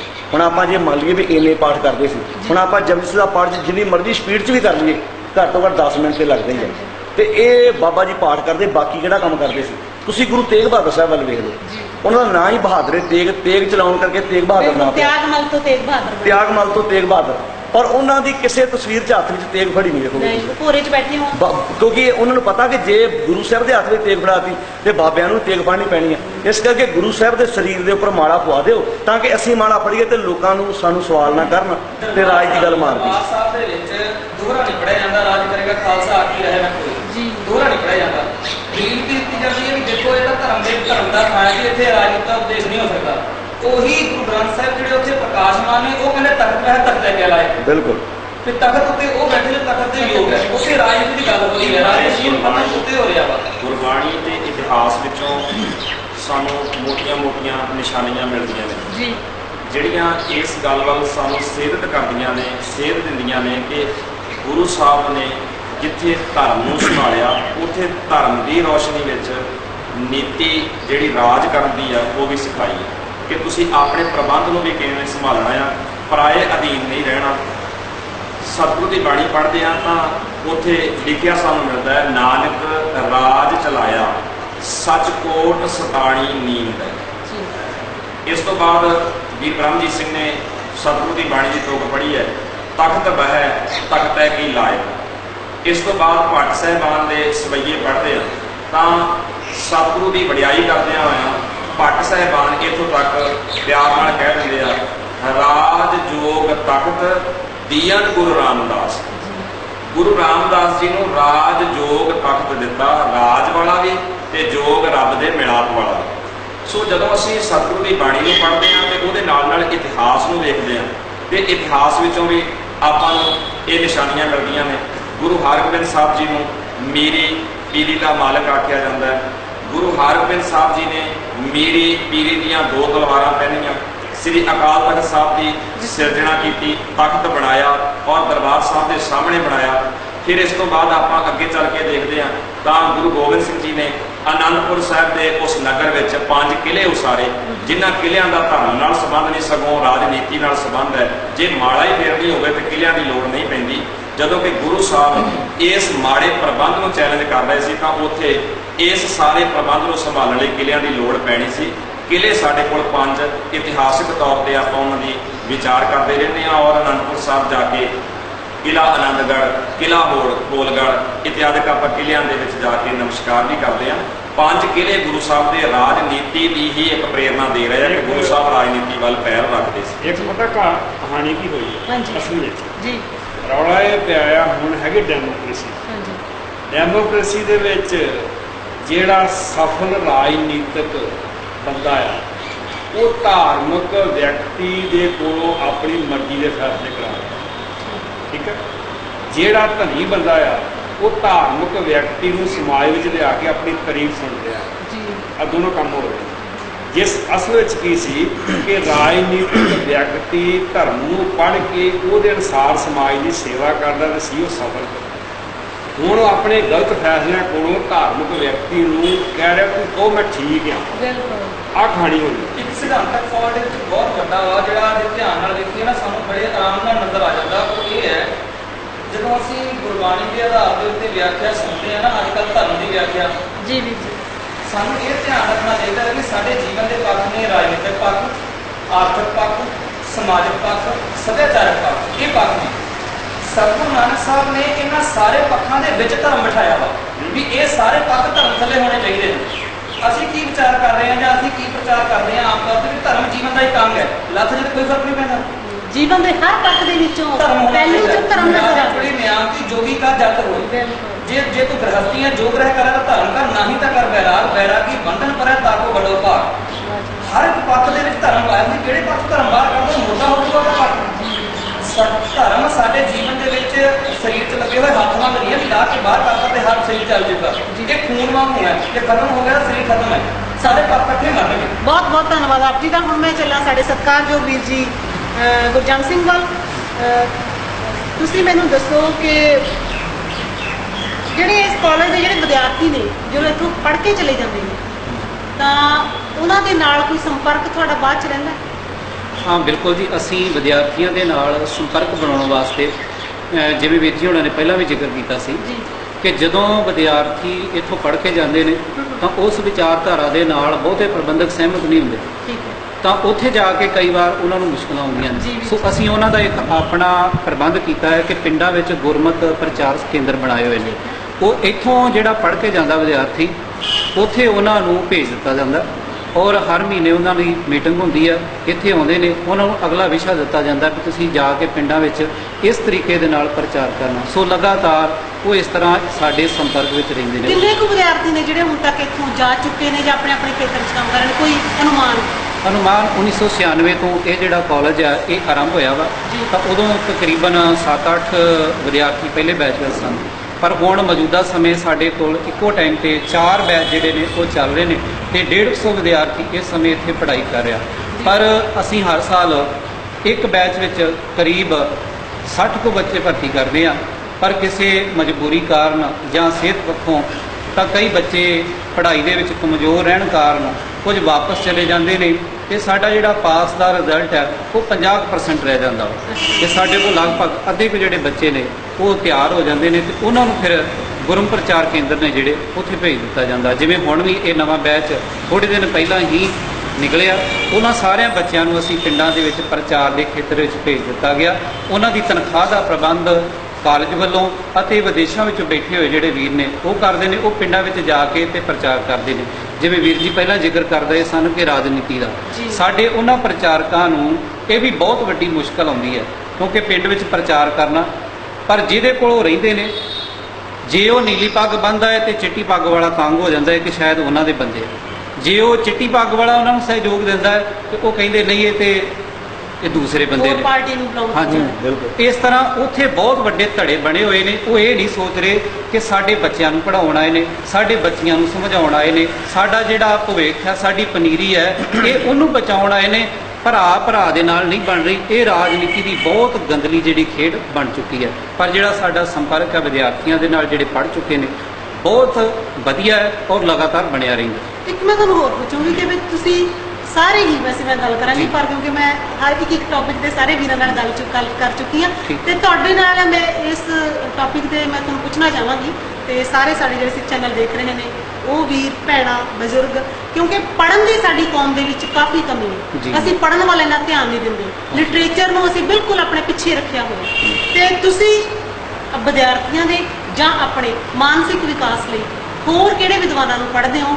ਕੋਈ ਵਰਲਡ ਲੈਵਲ ਦੇ ਜਾਂ ਗੁਰਮਤ ਦੇ ਨਾਲ ਸੰਬੰਧਿਤ ਗੁਰਬਾਣੀ ਇਤਿਹਾਸ ਤੋਂ ਇਲਾਵਾ ਹੋਰ ਅੱਗੇ ਕੀ ਤੁਸੀਂ ਸੁਜੈਸਟ ਕਰੋਗੇ ਕਿ ਆਹ ਕਿਤਾਬਾਂ ਜ਼ਰੂਰ ਪੜ੍ਹੋ, ਇਹਨਾਂ ਵਿਦਵਾਨਾਂ ਨੂੰ ਪੜ੍ਹੋ ਜਿਹਦੇ ਨਾਲ ਸਾਡੇ ਦਿਮਾਗ ਦੇ ਜਿਹੜੇ ਬੰਦ ਜੰਗਾਲ ਖਾ ਚੁੱਕੇ ਤਾਲੇ ਨੇ ਉਹ ਖੁੱਲ ਸਕਣ? ਜਿਵੇਂ ਵੀਰ ਬ੍ਰਹਮਜੀਤ ਸਿੰਘ ਹੋਣਾ ਨੇ ਪਹਿਲਾਂ ਜ਼ਿਕਰ ਕੀਤਾ ਸੀ ਕਿ ਸਾਡਾ ਜਿਹੜਾ ਬੇਸ ਹੈਗਾ ਉਹ ਹੈਗਾ ਗੁਰਬਾਣੀ ਜੀ। ਜਾਂ ਗੁਰਬਾਣੀ ਦੇ ਵਿੱਚੋਂ ਅਸੀਂ ਪੰਕਤੀਆਂ ਸਤਿਗੁਰੂ ਜੀ ਦੀਆਂ ਪੜ੍ਹਦੇ ਤੇ ਸੁਣਦੇ ਹਾਂ। ਅੰਮ੍ਰਿਤ ਬਾਣੀ ਹਰ ਹਰ ਤੇਰੀ ਸੁਣ ਸੁਣ ਹੋਵੇ ਪਰਮਗਤ ਮੇਰੀ। ਇਸੇ ਤਰ੍ਹਾਂ ਅਸੀਂ ਆਪਣਾ ਜਿਹੜਾ ਲੋਗੋ ਆ ਕਾਲਜ ਦਾ, ਉਹਦੇ ਵਿੱਚ ਵੀ ਇੱਕ ਸ਼ਬਦ ਜਿਹੜਾ ਵਾ ਉਹ ਰੱਖਿਆ ਹੋਇਆ ਹੈ, ਗੁਰ ਸਾਖੀ ਅੰਤਰ ਜਾਗੀ ਤਾਂ ਚੰਚਲ ਮਤ ਤਿਆਗੀ, ਗੁਰ ਸਾਖੀ ਕਾ ਉਜਿਆਰਾ ਤਾਂ ਮਿਟਿਆ ਸਗਲ ਅੰਧਿਆਰਾ। ਸੋ ਸਭ ਤੋਂ ਪਹਿਲਾਂ ਇੱਥੇ ਜਿਹੜੀ ਗੁਰਬਾਣੀ ਹੈ ਉਹ ਬੱਚਿਆਂ ਨੂੰ ਸਿਖਾਈ ਜਾਂਦੀ ਹੈ ਅਰਥਾਂ ਸਮੇਤ, ਔਰ ਉਹਨਾਂ ਦੇ ਜਿਹੜਾ ਬੇਸ ਹੈ ਉਹ ਪ੍ਰੋਫੈਸਰ ਸਾਹਿਬ ਸਿੰਘ ਹੋਣਾ ਵਾਲਾ ਜੀ। ਔਰ ਉਹਨਾਂ ਦੀ ਹੋਰ ਅੱਗੇ ਵਿਆਖਿਆ ਕਰਨ ਵਾਸਤੇ ਅਲੱਗ-ਅਲੱਗ ਵਿਚਾਰਵਾਨਾਂ ਨੇ ਕੁਝ ਚੋਣਵੇਂ ਸ਼ਬਦਾਂ ਦੀ ਜਿਹੜੀ ਵਿਆਖਿਆ ਕੀਤੀ ਹੈ, ਜਾਂ ਜਿਹੜਾ ਸਾਰਾ ਸਟਾਫ ਬੈਠ ਕੇ ਵਿਚਾਰ ਕਰਦਾ ਹੈ ਕਿ ਇਸ ਸ਼ਬਦ ਨੂੰ ਬੱਚਿਆਂ ਨੂੰ ਸਮਝਾਉਣਾ ਉਸ ਤਰ੍ਹਾਂ ਸਮਝਾਇਆ ਜਾਂਦਾ ਹੈ। ਇਹ ਤਾਂ ਅਸੀਂ ਗੁਰਬਾਣੀ ਤੋਂ ਇਲਾਵਾ ਭਾਈ ਗੁਰਦਾਸ ਜੀ ਦੀ ਜਿਹੜੀ ਰਚਨਾ ਹੈ ਉਸ ਬਾਬਤ ਵੀ ਬੱਚਿਆਂ ਨੂੰ ਤਿਆਰੀ ਕਰਵਾਈ ਜਾਂਦੀ ਹੈ। ਇਸੇ ਤਰ੍ਹਾਂ ਜਿਹੜੇ ਬੱਚੇ ਆਪ ਜੇ ਪਰਖ ਕਰਨੀ ਨਹੀਂ ਜਾਣਦੇ ਉਹਨਾਂ ਨੂੰ ਪੜ੍ਹਾਉਣ ਵਾਸਤੇ ਜਿੰਨਾ ਸਾਰਾ ਸਟਾਫ ਹੈ, ਜਿਹੜੇ ਪੜ੍ਹਾਉਂਦੇ ਨੇ ਅਧਿਆਪਕ, ਉਹ ਅਲੱਗ-ਅਲੱਗ ਲੇਖਕਾਂ ਨੂੰ ਪੜ੍ਹਦੇ ਨੇ, ਵਿਦਵਾਨਾਂ ਨੂੰ ਪੜ੍ਹਦੇ ਨੇ, ਭਾਵੇਂ ਉਹ ਭਾਈ ਕਾਨ ਸਿੰਘ ਜੀ ਨਾਭਾ ਹੋਣ ਜਾਂ ਡਾਕਟਰ ਸੰਗਤ ਸਿੰਘ ਜੀ ਹੋਣ, ਭਾਈ ਵੀਰ ਸਿੰਘ ਜੀ ਹੋਣ, ਡਾਕਟਰ ਗੰਡਾ ਸਿੰਘ ਜੀ ਹੋਣ। ਇਹ ਅਨੇਕਾਂ ਵਿਦਵਾਨ ਨੇ ਜਿਨ੍ਹਾਂ ਦੀਆਂ ਪੁਸਤਕਾਂ ਪੜ੍ਹੀਆਂ ਜਾਂਦੀਆਂ ਨੇ। ਔਰ ਬੱਚਿਆਂ ਦੀ ਔਰ ਅਧਿਆਪਕਾਂ ਦੀ ਹੋਰ ਤਿਆਰੀ ਵਾਸਤੇ ਸਾਡੇ ਕੋਲ ਬਹੁਤ ਵੱਡੀ ਲਾਇਬ੍ਰੇਰੀ ਹੈ, ਔਰ ਉਹਦੇ ਵਿੱਚ ਬਹੁਤ ਸਾਰੇ ਲੇਖਕ ਨੇ, ਉਹਨਾਂ ਦੀਆਂ ਕਿਤਾਬਾਂ ਮੌਜੂਦ ਨੇ। ਜਿਵੇਂ ਗਿਆਨੀ ਜੀ ਹੋਣਾ ਨੇ ਬਹੁਤ ਸੋਹਣੇ ਸ਼ਬਦਾਂ ਦੀ ਭਾਵ ਅਰਥ ਕਰਕੇ ਨਵੇਕਲੇ ਤਰੀਕੇ ਦੇ ਨਾਲ ਅਰਥ ਕੀਤੇ ਨੇ, ਉਹ ਕਿਤਾਬਾਂ ਇੱਥੇ ਮੌਜੂਦ ਨੇ। ਔਰ ਸਤਿਕਾਰ ਪ੍ਰੋਫੈਸਰ ਇੰਦਰ ਸਿੰਘ ਜੀ ਘੱਗਾ, ਉਹਨਾਂ ਦੀਆਂ ਇੱਥੇ ਕਿਤਾਬਾਂ ਮੌਜੂਦ ਨੇ। ਡਾਕਟਰ ਹਰਜਿੰਦਰ ਸਿੰਘ ਜੀ ਦਲਗੀਰ, ਪਰ ਕਿਹਦਾ ਨਾਮ ਲਈਏ, ਬਹੁਤ ਸਾਰੀਆਂ ਸਾਡੇ ਕੋਲ ਕਿਤਾਬਾਂ ਨੇ। ਉਹਨਾਂ ਸਾਰੀਆਂ ਕਿਤਾਬਾਂ ਨੂੰ ਇੱਥੇ ਵਿਦਿਆਰਥੀ ਪੜ੍ਹਦੇ ਨੇ, ਔਰ ਪੜ੍ਹਾਉਣ ਵਾਲੇ ਜਿਹੜੇ ਵੀਰ ਨੇ ਉਹ ਸਾਰੇ ਉਸ ਤੋਂ ਸਟੱਡੀ ਕਰਦੇ ਨੇ। ਇੱਕ ਚੈਨਲ ਰਾਹੀਂ ਸੰਗਤ ਨੂੰ ਬੇਨਤੀ ਜ਼ਰੂਰ ਕਰਨੀ ਚਾਹੁੰਦਾ ਬਿਲਕੁਲ ਭਈ ਗੁਰਮੁਖ ਮਹਾਂਪੰਡ ਜਿਹੜੇ ਹਨ ਦੋ ਭਾਗ, ਇਹ ਜ਼ਰੂਰ ਆਪੋ ਆਪਣੇ ਘਰ ਵਿੱਚ ਰੱਖਣ ਤੇ ਜੇ ਪੜ੍ਹਨ ਦਾ ਯਤਨ ਕਰਨਗੇ ਤਾਂ ਮੇਰਾ ਖਿਆਲ ਹੈ ਸਾਡੇ 90% ਮੁਕਾਬਲੇ ਖਤਮ ਹੋ ਜਾਣਗੇ। ਭਾਵੇਂ ਕਿ ਬੱਚਿਆਂ ਦੇ ਮਾਨਸਿਕ ਪੱਧਰ ਨੂੰ ਉੱਚਾ ਚੁੱਕਣ ਵਾਸਤੇ ਜੀ ਜਿੱਥੇ ਗੁਰਬਾਣੀ ਦੀ ਸੰਥਿਆ, ਉਸ ਤੋਂ ਇਲਾਵਾ ਸਿੱਖ ਇਤਿਹਾਸ ਹੈ, ਗੁਰ ਇਤਿਹਾਸ ਆ, ਔਰ ਸਿੱਖ ਫਿਲਾਸਫੀ ਹੈ, ਇਹ ਅਲੱਗ-ਅਲੱਗ ਜਿਹੜੇ ਵਿਸ਼ੇ ਨੇ ਜਾਂ ਪੁਰਾਤਨ ਗ੍ਰੰਥ ਨੇ, ਉਹ ਸਾਰੇ ਹੀ ਬੱਚਿਆਂ ਨੂੰ ਇੱਥੇ ਉਹ ਪੜ੍ਹਾਏ ਜਾਂਦੇ ਨੇ ਤਾਂ ਕਿ ਉਹ ਵੱਧ ਤੋਂ ਵੱਧ ਲਾਭ ਪ੍ਰਾਪਤ ਕਰ ਸਕਣ। ਇੱਕ ਭੈਣ ਜੀ ਜਿਹੜਾ ਤੁਸੀਂ ਸਵਾਲ ਵੀਰ ਜੀ ਨੂੰ ਕੀਤਾ ਸੀ ਕਿ ਜਿਹੜੇ ਕਾਲਜ ਵਿੱਚ ਵਿਦਿਆਰਥੀ ਪੜ੍ਹ ਕੇ ਜਾਂਦੇ ਪਿੰਡਾਂ ਵਿੱਚ, ਉਹਨਾਂ ਨਾਲ ਬਾਅਦ ਵਿੱਚ ਅਸੀਂ ਕਿੰਨਾ ਕੁ ਸੰਪਰਕ ਰੱਖਦੇ ਹਾਂ। ਤਾਲਮੇਲ ਕਿਵੇਂ? ਇੱਕ ਤੇ ਗੁਰਮੁਖ ਪ੍ਰਚਾਰ ਕੇਂਦਰਾਂ ਬਾਰੇ ਤੁਹਾਨੂੰ ਵੀਰ ਜੀ ਉਹਨਾਂ ਦੱਸ ਦਿੱਤਾ ਕਿ ਪਿੰਡਾਂ ਵਿੱਚ ਖੁੱਲ੍ਹੇ ਹੋਏ ਨੇ। ਬਾਕੀ ਇਹ ਅਸੀਂ ਸਿੱਖ ਚੈਨਲ ਦੇ ਰਾਹੀਂ ਸਮੁੱਚੇ ਸੰਗਤਾਂ ਨੂੰ ਦੱਸਣਾ ਚਾਹਾਂਗੇ ਕਿ ਕੋਈ ਸਮਾਂ ਹੁੰਦਾ ਸੀ ਕਿ ਪ੍ਰਚਾਰਕ ਕੋਰਸ ਕਰਨ ਤੋਂ ਬਾਅਦ ਘਰਾਂ 'ਚ ਬਹਿ ਜਾਂਦੇ ਸੀ ਤੇ ਇੰਨੀ ਮੰਗ ਨਹੀਂ ਸੀ ਹੁੰਦੀ। ਇਸ ਵਕਤ ਅਸੀਂ ਦੱਸਣਾ ਚਾਹਾਂਗੇ ਕਿ ਪ੍ਰਚਾਰਕ ਨਿਕਲਦੇ ਮਗਰੋਂ ਨੇ ਤੇ ਜਗ੍ਹਾ ਪੂਰੀ ਪਹਿਲਾਂ ਫੁੱਲ ਹੋ ਜਾਂਦੀ ਹੈ। ਇਸ ਵਕਤ ਸਾਡੇ ਕੋਲ 10-10 15-15 ਜਗ੍ਹਾ ਤੋਂ ਵੇਟਿੰਗ ਲਿਸਟ ਚੱਲ ਰਹੀ ਹੈ। ਕਿਤੇ ਪ੍ਰਚਾਰਕ ਕਿਤੇ ਰਹਿ ਗਈ। ਇਹ ਖੁਸ਼ੀ ਦੀ ਗੱਲ ਆ। ਕਦੀ ਜਿਨ੍ਹਾਂ ਬਜ਼ੁਰਗਾਂ ਨੇ ਮਿਸ਼ਨ ਦੀ ਲਹਿਰ ਆਰੰਭ ਕੀਤੀ ਸੀ, ਕਈ ਵਾਰੀ ਸਾਡੇ ਮਨ ਸੁਪਨਾ ਆਉਂਦਾ ਕਿ ਜੇ ਅੱਜ ਉਹ ਸਰੀਰਕ ਤੌਰ ਤੇ ਜਿਉਂਦੇ ਹੁੰਦੇ ਤੇ ਉਹਨਾਂ ਨੂੰ ਬਹੁਤ ਕਿੰਨੀ ਖੁਸ਼ੀ ਹੋਣੀ ਸੀ ਕਿ ਜਦੋਂ ਸਭ ਤੋਂ ਵੱਧ ਖੁਸ਼ੀ ਉਸ ਮਾਲੀ ਨੂੰ ਹੁੰਦੀ ਜਿਹੜਾ ਬੂਟੇ ਨੂੰ ਪਾਣੀ ਪਾਉਂਦਾ ਰਹਿੰਦਾ। ਤੇ ਅੱਜ ਉਹ ਬਜ਼ੁਰਗ ਭਾਵੇਂ ਸਾਡੇ ਵਿੱਚ ਨਹੀਂ, ਗਿਆਨੀ ਜਗਜੀਤ ਸਿੰਘ ਸਿੱਧਕੀ, ਕੰਵਰ ਮਹਿੰਦਰ ਪ੍ਰਤਾਪ ਸਿੰਘ, ਗਿਆਨੀ ਮਹਿੰਦਰ ਸਿੰਘ ਜੀ ਜੋਸ਼, ਜਿਨ੍ਹਾਂ ਨੇ ਬਹੁਤ ਜ਼ਿਆਦਾ ਮਿਹਨਤ ਕਰਕੇ ਇਸ ਲਹਿਰ ਨੂੰ ਆਰੰਭ ਕੀਤਾ। ਪਰ ਉਹ ਦੱਸਦੇ ਹੁੰਦੇ ਸੀ ਕਿ ਜਦੋਂ ਅਸੀਂ ਕਿਤੇ ਵਿਚਾਰਾਂ ਬੋਲਣ ਜਾਣਾ ਤੇ ਕਈ ਵਾਰੀ ਸਾਨੂੰ ਆਪਣੇ ਜੋੜੇ ਪਹਿਲਾਂ ਲਾ ਕੇ ਪਰੇ ਰੱਖਣੇ ਪੈਣੇ ਕਿ ਹੋ ਸਕਦਾ ਭੱਜਣਾ ਪਵੇ ਤੇ ਸਾਨੂੰ ਜੋੜੇ ਪਾਉਣ ਦਾ ਮੌਕਾ ਨਾ ਮਿਲੇ। ਪਰ ਅੱਜ ਅਸੀਂ ਇਸ ਚੈਨਲ ਦੇ ਦੱਸਣਾ ਚਾਹੁੰਦੇ ਹਾਂ ਕਿ ਭਾਵੇਂ ਬਹੁਤ ਡੇਰੇਦਾਰ ਸੰਪਰਦਾਵਾਂ ਵਿਰੋਧ ਵੀ ਕਰਦੀਆਂ ਨੇ, ਮਾਰਨ ਕੁੱਟਣ ਤੱਕ ਵੀ ਆਉਂਦੇ ਨੇ, ਪਰ ਸਾਡੇ ਕੋਲ ਮੰਗ ਪੂਰੀ ਨਹੀਂ ਹੋ ਰਹੀ। ਇੱਕ ਮੈਂ ਗੱਲ ਹੋਰ ਦੱਸਣੀ ਚਾਹਾਂਗਾ। ਪਿੱਛੇ ਜੇ ਕਈ ਰਾਗੀਆਂ ਨਾਲ ਮੇਰਾ ਵਾਹ ਪਿਆ, ਉਹਨਾਂ ਨੂੰ ਮੈਂ ਸਹਿਜ ਪੁੱਛਿਆ ਵੀ ਤੁਸੀਂ ਕਾਲੀ ਦਸਤਾਰ ਕਿਉਂ ਬੰਨ੍ਹਦੇ ਹੋ, ਤੁਸੀਂ ਕਿਸੇ ਮਿਸ਼ਨਰੀ ਕਾਲਜ ਤੋਂ ਕੋਰਸ ਕੀਤਾ? ਤੇ ਉਹਨਾਂ ਰਾਗੀਆਂ ਨੇ ਆਪਣੇ ਮੂੰਹ ਇਹ ਗੱਲ ਦੱਸੀ, ਕਹਿੰਦੇ ਜੀ ਹੁਣ ਤਾਂ ਸਮਾਂ ਐਸਾ ਆ ਗਿਆ ਜੇ ਅਸੀਂ ਕੋਈ ਹੋਰ ਪੱਗ ਬੰਨ੍ਹ ਕੇ ਜਾਂਦੇ ਹਾਂ ਤੇ ਉਹ ਕਹਿੰਦੇ ਇਹਨੇ ਕਿਤੋਂ ਟ੍ਰੇਨਿੰਗ ਨਹੀਂ ਲਈ, ਅਸੀਂ ਪੜ੍ਹੇ ਨਹੀਂ ਮਿਸ਼ਨਰੀ ਕਾਲਜ ਤੋਂ, ਪਰ ਕਾਲੀ ਪੱਗ ਬੰਨ੍ਹ ਕੇ ਅਸੀਂ ਕੀਰਤਨ ਕਥਾ ਕਰਦੇ ਹਾਂ ਤੇ ਲੋਕਾਂ ਦਾ ਸਾਡਾ ਵਾਹਵਾ ਪ੍ਰਭਾਵ ਬਣ ਜਾਂਦਾ ਕਿ ਵੀ ਮਿਸ਼ਨਰੀ ਕਾਲਜ ਨਾਲ ਸੰਬੰਧ ਰੱਖਦੇ ਹਾਂ। ਇਹ ਤੋਂ ਇਹ ਪਤਾ ਲੱਗਣਾ ਚਾਹੀਦਾ ਕਿ ਮਿਸ਼ਨਰੀ ਵਿਚਾਰਧਾਰਾ ਲੋਕਾਂ ਦੇ ਅੰਦਰ ਘਰ ਕਰ ਚੁੱਕੀ ਆ। ਘਬਰਾਉਣ ਦੀ ਲੋੜ ਨਹੀਂ ਆ।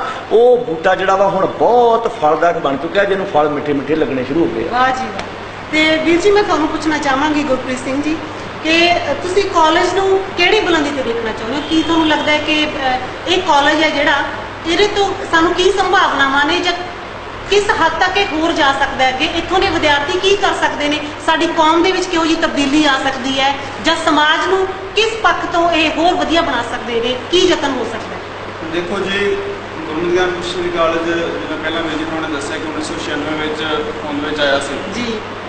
ਕਾਫੀ ਥੋੜਾ ਜਿਹਾ ਪੁਰਾਣੇ ਖਿਆਲਾਂ ਵਿੱਚ ਆਪਾਂ ਜਾਈਏ ਤੇ ਜਿਹੜਾ ਸੰਪਰਦਾਇਕ ਢਾਂਚਾ ਸਾਡੇ ਸਮਾਜ ਵਿੱਚ ਕੰਮ ਕਰ ਰਿਹਾ ਸੀ, ਉਹ ਸੰਪਰਦਾਇਕ ਢਾਂਚਾ ਇਸ ਤਰ੍ਹਾਂ ਸੀਗਾ ਕਿ ਆਮ ਲੋਕਾਂ ਤੱਕ ਸਿੱਧੀ ਗੱਲ ਨਹੀਂ ਸੀ ਜਾਂਦੀ। ਜੇ ਜਾਂਦੀ ਵੀ ਸੀ ਤਾਂ ਗੁਰਬਾਣੀ ਦੇ ਅਰਥ ਜਿਹੜੇ ਨੇ, ਭਾਵ ਅਰਥ, ਅੱਖਰੀ ਅਰਥ ਗੁਰਬਾਣੀ ਦੇ, ਉਹ ਸੰਗਤ ਤੱਕ ਨਹੀਂ ਸੀ ਜਾਂਦੇ। ਉਹਦਾ ਕੀ ਹੁੰਦਾ ਸੀ ਕਿ ਆਪਣੀਆਂ ਮਨਘੜਤ ਸਾਖੀਆਂ ਆਮ ਲੋਕਾਂ ਤੱਕ ਜਾਂਦੀਆਂ ਸੀਗੀਆਂ ਜੀ। ਜਿਹੜੇ ਸਾਡੇ ਕਾਲਜ ਵਿੱਚੋਂ ਜਾਂ ਮਿਸ਼ਨ ਕਾਲਜ ਹੋਰ ਵੀ ਜਿਹੜੇ ਹੈਗੇ ਨੇ, ਉਹਨਾਂ ਤੋਂ ਜਿਹੜੇ ਪੜ੍ਹ ਲਿਖੇ ਵਿਦਵਾਨ ਨਿਕਲਦੇ ਨੇ, ਪੜ੍ਹੇ ਲਿਖੇ ਨੌਜਵਾਨ ਨਿਕਲਦੇ ਨੇ, ਉਹ ਜਾ ਕੇ ਉਹਨਾਂ ਲੋਕਾਂ ਦੇ ਨਾਲ ਗੁਰਬਾਣੀ ਦੇ ਅਰਥ, ਸੰਥਿਆ, ਗੁਰਬਾਣੀ ਦੀਆਂ ਸਾਖੀਆਂ ਜਿਹੜੀਆਂ ਗੁਰਬਾਣੀ ਦੇ ਅਨੁਸਾਰ ਅਨੁਕੂਲ ਨੇ ਜੀ, ਉਹ ਜਦੋਂ ਉਹਨਾਂ ਬੱਚਿਆਂ ਦੇ ਨਾਲ, ਕਿਉਂਕਿ ਅੱਜ ਕੱਲ੍ਹ ਦੇ ਬੱਚੇ ਉਹ ਪੁਰਾਤਨ ਜਿਹੜੇ ਖਿਆਲ ਨੇ ਉਹ ਤਾਂ ਲੈਂਦੇ ਨੇ, ਉਹ ਤਾਂ ਸਗੋਂ ਸਵਾਲ ਕਰਦੇ ਨੇ ਵੀ ਇਹ ਗੱਲ ਜੇ ਹੈ ਤਾਂ ਉਹ ਕਿਵੇਂ ਹੈ। ਜਿਵੇਂ ਇਤਿਹਾਸ ਵਿੱਚ ਵੀ ਕਈ ਸਾਖੀਆਂ ਨੇ ਜੋ ਬੱਚਿਆਂ ਨਾਲ, ਪੁਰਾਣੇ ਬੱਚੇ ਉਹ ਸੁਣਦੇ ਨੇ ਸਾਖੀਆਂ ਨੂੰ, ਤਾਂ ਉਹ ਸੋਚਦੇ ਨੇ ਵੀ ਇਹ ਸਾਖੀ ਇੱਦਾਂ ਤਾਂ ਹੋ ਹੀ ਨਹੀਂ ਸਕਦੀ। ਉਹ ਵਿਗਿਆਨਕ ਢੰਗ ਨਾਲ ਬੱਚਿਆਂ ਨੂੰ ਜਦੋਂ ਦੱਸੀ ਦੀਆਂ ਨੇ ਤੇ ਵਾਕਈ ਉਹ ਸਾਖੀਆਂ ਨੂੰ ਸੁਣਦੇ ਨੇ, ਉਹਨਾਂ ਦੇ ਅਨੁਸਾਰ ਮੰਨਣਯੋਗ ਬਣ ਜਾਂਦੀਆਂ। ਇਹ ਜਿਹੜੇ ਨੌਜਵਾਨ ਸਾਡੇ ਕਾਲਜ ਵਿੱਚੋਂ ਨਿਕਲਦੇ ਨੇ ਜਾਂ ਮਿਸ਼ਨਰੀ ਕਾਲਜਾਂ ਵਿੱਚੋਂ ਹੋਰ ਵੀ ਨਿਕਲਦੇ ਨੇ, ਇਹ ਸਾਰੇ ਨੌਜਵਾਨ ਜਦੋਂ ਪੰਜਾਬ ਦੀ ਧਰਤੀ ਤੇ ਜ਼ਿਆਦਾਤਰ ਕਹਿ ਲਓ, ਕਿਉਂਕਿ ਇੱਥੇ ਜ਼ਿਆਦਾਤਰ ਅੱਜ ਨਸ਼ਿਆਂ ਦਾ ਵੀ ਹਾੜ ਹੈ, ਪਤਨ ਪੁਣੇ ਦਾ ਹਾੜ ਹੈ, ਐਜੂਕੇਸ਼ਨ ਇੱਥੇ ਦੀ ਖਤਮ ਹੋ ਚੁੱਕੀ ਹੈ, ਜਦੋਂ ਇਹ ਇੱਕ ਲਹਿਰ ਬਣ ਕੇ ਆਪਾਂ ਤੁਰ ਰਹੇ ਹਾਂ ਤੇ ਸਾਨੂੰ ਸਾਫ਼ ਸਪਸ਼ਟ ਦਿਖਾਈ ਦੇ ਰਿਹਾ ਕਿ ਜਦੋਂ ਇਹ ਸਾਡੀ ਨੌਜਵਾਨ ਪੀੜ੍ਹੀ ਦੀ ਜਾਂ ਇਹ ਸਾਡੇ ਜਿਹੜੇ ਅੱਜ ਦੇ ਬੱਚੇ ਨੇ, ਇਹਨਾਂ ਦੇ ਅੰਦਰ ਜਦੋਂ ਸਿੱਖੀ ਦਾ ਬੂਟਾ ਪ੍ਰਫੁੱਲਤ ਹੋ ਜਾਏਗਾ ਨਾ, ਤੇ ਆਪਣੇ ਆਪ ਹੀ ਸਾਨੂੰ ਗੁਰੂ ਨਾਨਕ ਸਾਹਿਬ ਦੀ ਜਿਹੜੀ ਸੋਚ ਸੀਗੀ, ਜਿਹੜੇ ਸਾਡੇ ਸਾਹਮਣੇ ਉਹਨਾਂ ਨੇ ਪੂਰਨੇ ਪਾਏ ਨੇ, ਉਹ ਸਾਰਿਆਂ ਦੇ ਵਿੱਚ ਸਾਨੂੰ ਪ੍ਰਤੱਖ ਦਿਖਾਈ ਦੇਣਗੇ। ਬੱਚਿਆਂ ਦੀ ਬੁਲੰਦੀ ਦੀ ਤੁਸੀਂ ਗੱਲ ਕੀਤੀ ਜੀ। ਤੁਹਾਨੂੰ ਯਾਦ ਹੋਏਗਾ 21 ਫਰਵਰੀ 1921 ਨੂੰ ਨਨਕਾਣਾ ਸਾਹਿਬ ਵਿਖੇ ਮਹਾਨ ਨਰੈਣਦਾਸ ਦੇ ਗੁੰਡਿਆਂ ਵੱਲੋਂ ਬਹੁਤ ਸਾਰੇ ਸਿੰਘਾਂ ਨੂੰ ਸ਼ਹੀਦ ਕੀਤਾ ਸੀ। ਉਹ ਜਦੋਂ ਸ਼ਹੀਦ ਹੋ ਗਏ ਤੇ 23 ਫਰਵਰੀ ਨੂੰ 2 ਦਿਨ ਬਾਅਦ ਅੱਧ ਸੜੀਆਂ ਲਾਸ਼ਾਂ, ਮਾਸ ਦੇ ਟੁਕੜੇ, ਹੱਡੀਆਂ ਨੂੰ ਇਕੱਠੀਆਂ ਕਰਕੇ ਇੱਕ ਜਗ੍ਹਾ ਸੰਸਕਾਰ ਕੀਤਾ ਸੀ। ਸ਼ਾਇਦ ਤੁਸੀਂ ਗਏ ਹੋਵੋਗੇ, ਉਸ ਸਥਾਨ ਦਾ ਨਾਂ ਹੈ ਸ਼ਹੀਦਗੰਜ। ਜਦੋਂ ਅਗਨ ਭੇਟ ਕੀਤਾ ਗਿਆ ਤੇ ਉੱਥੇ ਬੈਠ ਕੇ ਸਾਡੇ ਜਿਹੜੇ ਪੁਰਖੇ ਸੀ ਨਾ ਸਤਿਕਾਰਯੋਗ ਉਸ ਵੇਲੇ ਪੰਥ ਦਰਦੀ, ਉਹਨਾਂ ਨੇ ਇੱਕ ਫੈਸਲਾ ਕੀਤਾ ਕਿ ਅਸੀਂ ਗੁਰਮਤਿ ਨੂੰ, ਗੁਰੂ ਗ੍ਰੰਥ ਸਾਹਿਬ ਦੀ ਵਿਚਾਰਧਾਰਾ ਨੂੰ ਦੁਨੀਆ ਵਿੱਚ ਪਹੁੰਚਾਉਣ ਵਾਸਤੇ ਪ੍ਰਚਾਰਕ ਸਿਧਾਂਤਕ ਢੰਗ ਦੇ ਪੈਦਾ ਕਰੀਏ। ਉਹਨਾਂ ਸ਼ਹੀਦਾਂ ਦੀ ਯਾਦ ਵਿੱਚ ਸ਼ਹੀਦ ਸਿੰਘ ਮਿਸ਼ਨਰੀ ਕਾਲਜ ਅੰਮ੍ਰਿਤਸਰ ਹੋਂਦ ਵਿੱਚ ਆਇਆ। ਉਦੋਂ ਬਾਅਦ ਹੌਲੀ ਹੌਲੀ ਜਿਹੜੇ ਕਾਲਜ ਉਹ ਹੋਂਦ ਵਿੱਚ ਆਏ। ਇੱਕ ਸਮਾਂ ਹੁਣ ਇਹੋ ਜਿਹਾ ਆ ਗਿਆ ਕਿ ਅੱਜ ਦੁਨੀਆ ਦੇ ਵਿੱਚ ਮਿਸ਼ਨਰੀ ਕਾਲਜਾਂ ਦੇ ਪੜ੍ਹੇ ਹੋਏ ਵਿਦਿਆਰਥੀਆਂ ਨੂੰ ਪਹਿਲ ਦੇ ਆਧਾਰ ਦੇ ਉੱਤੇ ਕਥਾਵਾਚਕ ਰੱਖਿਆ ਜਾਂਦਾ, ਕਿਉਂਕਿ ਸਿਧਾਂਤ ਦੇ ਨਾਲ, ਵਿਚਾਰ ਦੇ ਨਾਲ, ਦਲੀਲ ਦੇ ਨਾਲ ਗੱਲ ਕਰਦੇ ਆ। ਹੁਣ ਸੰਗਤ ਜਿਹੜੀ ਆ ਨਾ, ਉਹ ਕਰਮਕਾਂਡਾਂ ਵਾਲੀਆਂ ਕਥਾ ਕਹਾਣੀਆਂ ਜਿਹੜੀਆਂ ਨੇ ਉਹ ਸੁਣਨ ਲਈ ਤਿਆਰ ਨਹੀਂ ਹੈ। ਸਾਨੂੰ ਅਸੀਂ ਵੀ ਇਹਦੇ ਵਿੱਚ ਆਸ ਕਰਦੇ ਹਾਂ ਕਿ ਇਹ ਹੋਰ ਵਧਣਾ ਚਾਹੀਦਾ ਵਾ, ਕਿਉਂਕਿ ਜਿਸ ਤਰੀਕੇ ਨਾਲ ਸੰਪਰਦਾਈ ਆਪਣੇ ਚੇਲੇ ਚਾਪਟੇ ਪੈਦਾ ਕਰਦੇ ਨੇ, ਉਹਨਾਂ ਦੀ ਬਹੁਤ ਵੱਡੀ ਗਿਣਤੀ ਹੁੰਦੀ ਹਰ ਸਾਲ, ਪਰ ਜਿਹੜੇ ਮਿਸ਼ਨਰੀ ਕਾਲਜ ਨੇ ਅਜੇ ਉਹਨਾਂ ਦੀ ਗਿਣਤੀ ਬਹੁਤ ਘੱਟ ਆ। ਤੇ ਅਸੀਂ ਸੰਗਤਾਂ ਨੂੰ ਵੀ ਇਹ ਅਪੀਲ ਕਰਾਂਗੇ ਕਿ ਉਹ ਵੱਧ ਤੋਂ ਵੱਧ ਸਹਿਯੋਗ ਕਰਨ ਜੇ ਉਹਨਾਂ ਨੂੰ ਵਿਚਾਰ ਚੰਗੇ ਲੱਗ ਰਹੇ ਨੇ। ਕੰਵਰ ਮਹਿੰਦਰ ਪ੍ਰਤਾਪ ਸਿੰਘ ਜੀ, ਗਿਆਨੀ ਮਹਿੰਦਰ ਸਿੰਘ ਜੀ, ਜੋਸ਼ ਪ੍ਰਿੰਸੀਪਲ ਹਰਭਜਨ ਸਿੰਘ ਜੀ, ਪ੍ਰਿੰਸੀਪਲ ਸੁਰਜੀਤ ਸਿੰਘ ਜੀ, ਇਹ ਕੁਝ ਵੀਰਾਂ ਨੇ ਜਿਹੜੀ ਇੱਕ ਲਹਿਰ ਆਰੰਭ ਕੀਤੀ ਸੀ।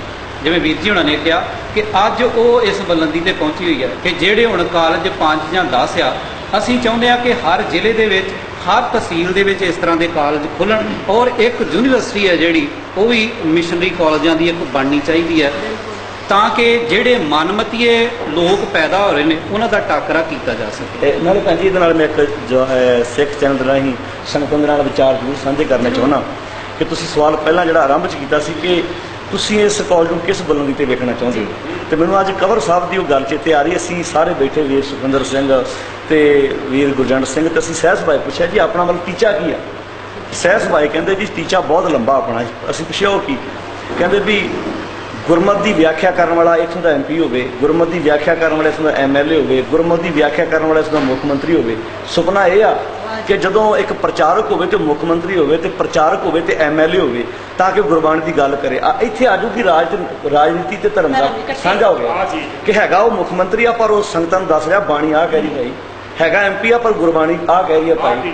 ਗੁਰਬਾਣੀ ਉਹ ਬਣੇਗਾ ਬੇਗਮਪੁਰਾ, ਉਹਦੀ ਡਿਊਟੀ ਵਿੱਚੋਂ ਵੀ ਗੁਰਬਾਣੀ ਦੀ ਵਿਚਾਰਧਾਰਾ ਜਿਹੜੀ ਤੁਰਕੇਗੀ, ਉਹ ਫਿਰ ਬੇਗਮਪੁਰਾ ਸ਼ਹਿਰ ਕੋ ਨਾਉ ਦੂਖ ਅੰਦੋ ਨਹੀਂ ਤੇ ਥਾਂ ਵਾਲੀ ਗੱਲ ਚੱਲੇਗੀ। ਉਹ ਆ ਕਹਿ ਰਵਿਦਾਸ ਖਲਾਸ ਚ ਮਾਰਾ ਜੋ ਹਮ ਸ਼ਹਿਰੀ ਸੋ ਮੀਤ ਹਮਾਰਾ। ਉਹ ਫਿਰ ਸ਼ਰਾਬਾਂ ਪਿਆ ਕੇ ਧੱਕੇ ਕਰਕੇ ਲੋਕਾਂ ਨੂੰ ਮਾਰ ਕੁੱਟ ਕੇ MP MLA ਜਾਂ ਮੁੱਖ ਮੰਤਰੀ ਨਹੀਂ ਬਣੇਗਾ।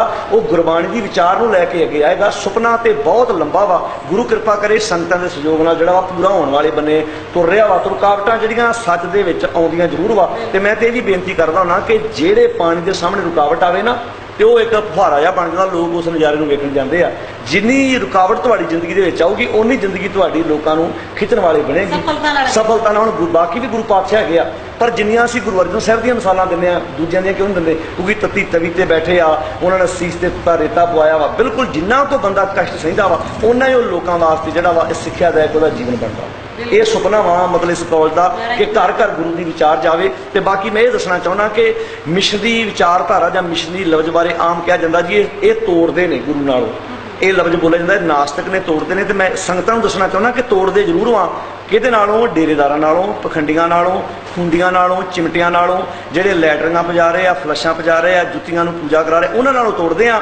ਤੇ ਗੁਰੂ ਗ੍ਰੰਥ ਸਾਹਿਬ ਨਾਲ ਜੋੜਦੇ ਆ। ਫੈਸਲਾ ਤੁਸੀਂ ਕਰ ਲਓ, ਜੇ ਉਹਨਾਂ ਨਾਲ ਜੁੜਨਾ ਤਾਂ ਤੁਹਾਡੀ ਮਰਜ਼ੀ ਭਾਈ, ਜੇ ਗੁਰੂ ਗ੍ਰੰਥ ਸਾਹਿਬ ਨਾਲ ਜੁੜਨਾ ਤਾਂ ਤੁਹਾਡੀ ਮਰਜ਼ੀ। ਕਿਉਂਕਿ ਅਸੀਂ ਨਾ ਤੇ ਕਦੀ ਆਪਣੇ ਪ੍ਰਿੰਸੀਪਲ ਦੀ ਫੋਟੋ ਰੱਖ ਕੇ ਆਨੇ ਵੀ ਇਹਨੂੰ ਮੱਥਾ ਟੇਕੋ, ਇਹ ਤੇ ਸਾਡੇ ਪ੍ਰਿੰਸੀਪਲ ਦੀ ਕੁਰਸੀ ਤੇ ਬਹਿੰਦੇ ਹੁੰਦੇ ਸੀ, ਇਹ ਸਾਡੇ ਪ੍ਰਿੰਸੀਪਲ ਸਾਹਿਬ ਦਾ ਜੋੜਾ ਵਾ, ਇਹਨੂੰ ਤੁਸੀਂ ਮੱਥਾ ਟੇਕੋ ਭਾਈ। ਇੱਥੇ ਪ੍ਰਿੰਸੀਪਲ ਸਾਹਿਬ ਜੀ ਸਾਡੇ ਰਾਤ ਨੂੰ ਸੌਂਦੇ ਹੁੰਦੇ ਸੀ, ਇਹ ਬੈੱਡ ਆ ਸਾਡੇ ਪ੍ਰਿੰਸੀਪਲ ਸਾਹਿਬ ਦਾ। ਨਾ ਮਿਸ਼ਨ ਦੀ ਬਰਸੀਆਂ ਮਨਾਉਂਦੇ ਆ, ਇਸ ਕਰਕੇ ਮਿਸ਼ਨ ਦੀ ਕਈਆਂ ਨੂੰ ਚੁੱਭਦੇ ਵੀ ਆ, ਪਰ ਬਾਬੇ ਆਪਣੀਆਂ ਬਰਸੀਆਂ ਵੀ ਮਨਾਉਂਦੇ। ਮੈਂ ਬੰਗਲਾ ਸਾਹਿਬ ਤੋਂ ਬੋਲ ਕੇ ਆਇਆ ਸੀ ਤੇ ਉੱਥੇ ਫਿਰ ਸਾਡੇ ਆਗੂ ਵੀ ਜਾਂਦੇ ਆ, ਸਿਆਸੀ ਵੀ ਜਾਂਦੇ ਆ, ਧਾਰਮਿਕ ਵੀ ਜਾਂਦੇ ਆ। ਤੋੜਦੇ ਜ਼ਰੂਰ ਵਾਂ, ਪਖੰਡੀਆਂ ਨਾਲ ਤੋੜਦੇ ਆ ਤੇ ਗੁਰੂ ਗ੍ਰੰਥ ਸਾਹਿਬ ਨਾਲ ਜੋੜਦੇ ਆ। ਸਾਥ ਸੰਗਤਾਂ ਬਹੁਤ ਦੇ ਰਹੀਆਂ, ਹੋਰ ਵੀ ਦਿਓ ਤਾਂ ਕਿ ਆਪਾਂ ਇੱਕ ਹਲੇਮੀ ਰਾਜ ਜਿਹੜਾ ਉਹ ਪੈਦਾ ਕਰ ਸਕੀਏ। ਵਾਹ ਜੀ ਵਾਹ ਵੀਰ ਜੀ।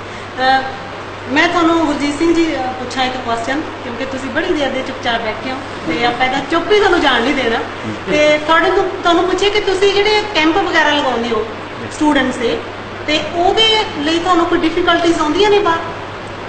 ਹਾਂਜੀ, ਜਿਵੇਂ ਪਹਿਲਾਂ ਵੀ ਜ਼ਿਕਰ ਹੋ ਚੁੱਕਿਆ ਵੀ 1996 ਤੋਂ ਲੈ ਕੇ ਗੁਰਮਤਿ ਗਿਆਨ ਮਿਸ਼ਨਰੀ ਕਾਲਜ ਜੀ ਆਰੰਭ ਹੋਈ ਹੈ, ਔਰ ਇੱਥੇ 2 ਸਾਲ ਦਾ ਕੋਰਸ ਵਿਦਿਆਰਥੀਆਂ ਨੂੰ ਲਗਾਤਾਰ ਪੜ੍ਹਾਈ ਕਰਵਾਈ ਜਾਂਦੀ ਹੈ ਗੁਰਮਤਿ ਦੀ। ਠੀਕ ਹੈ।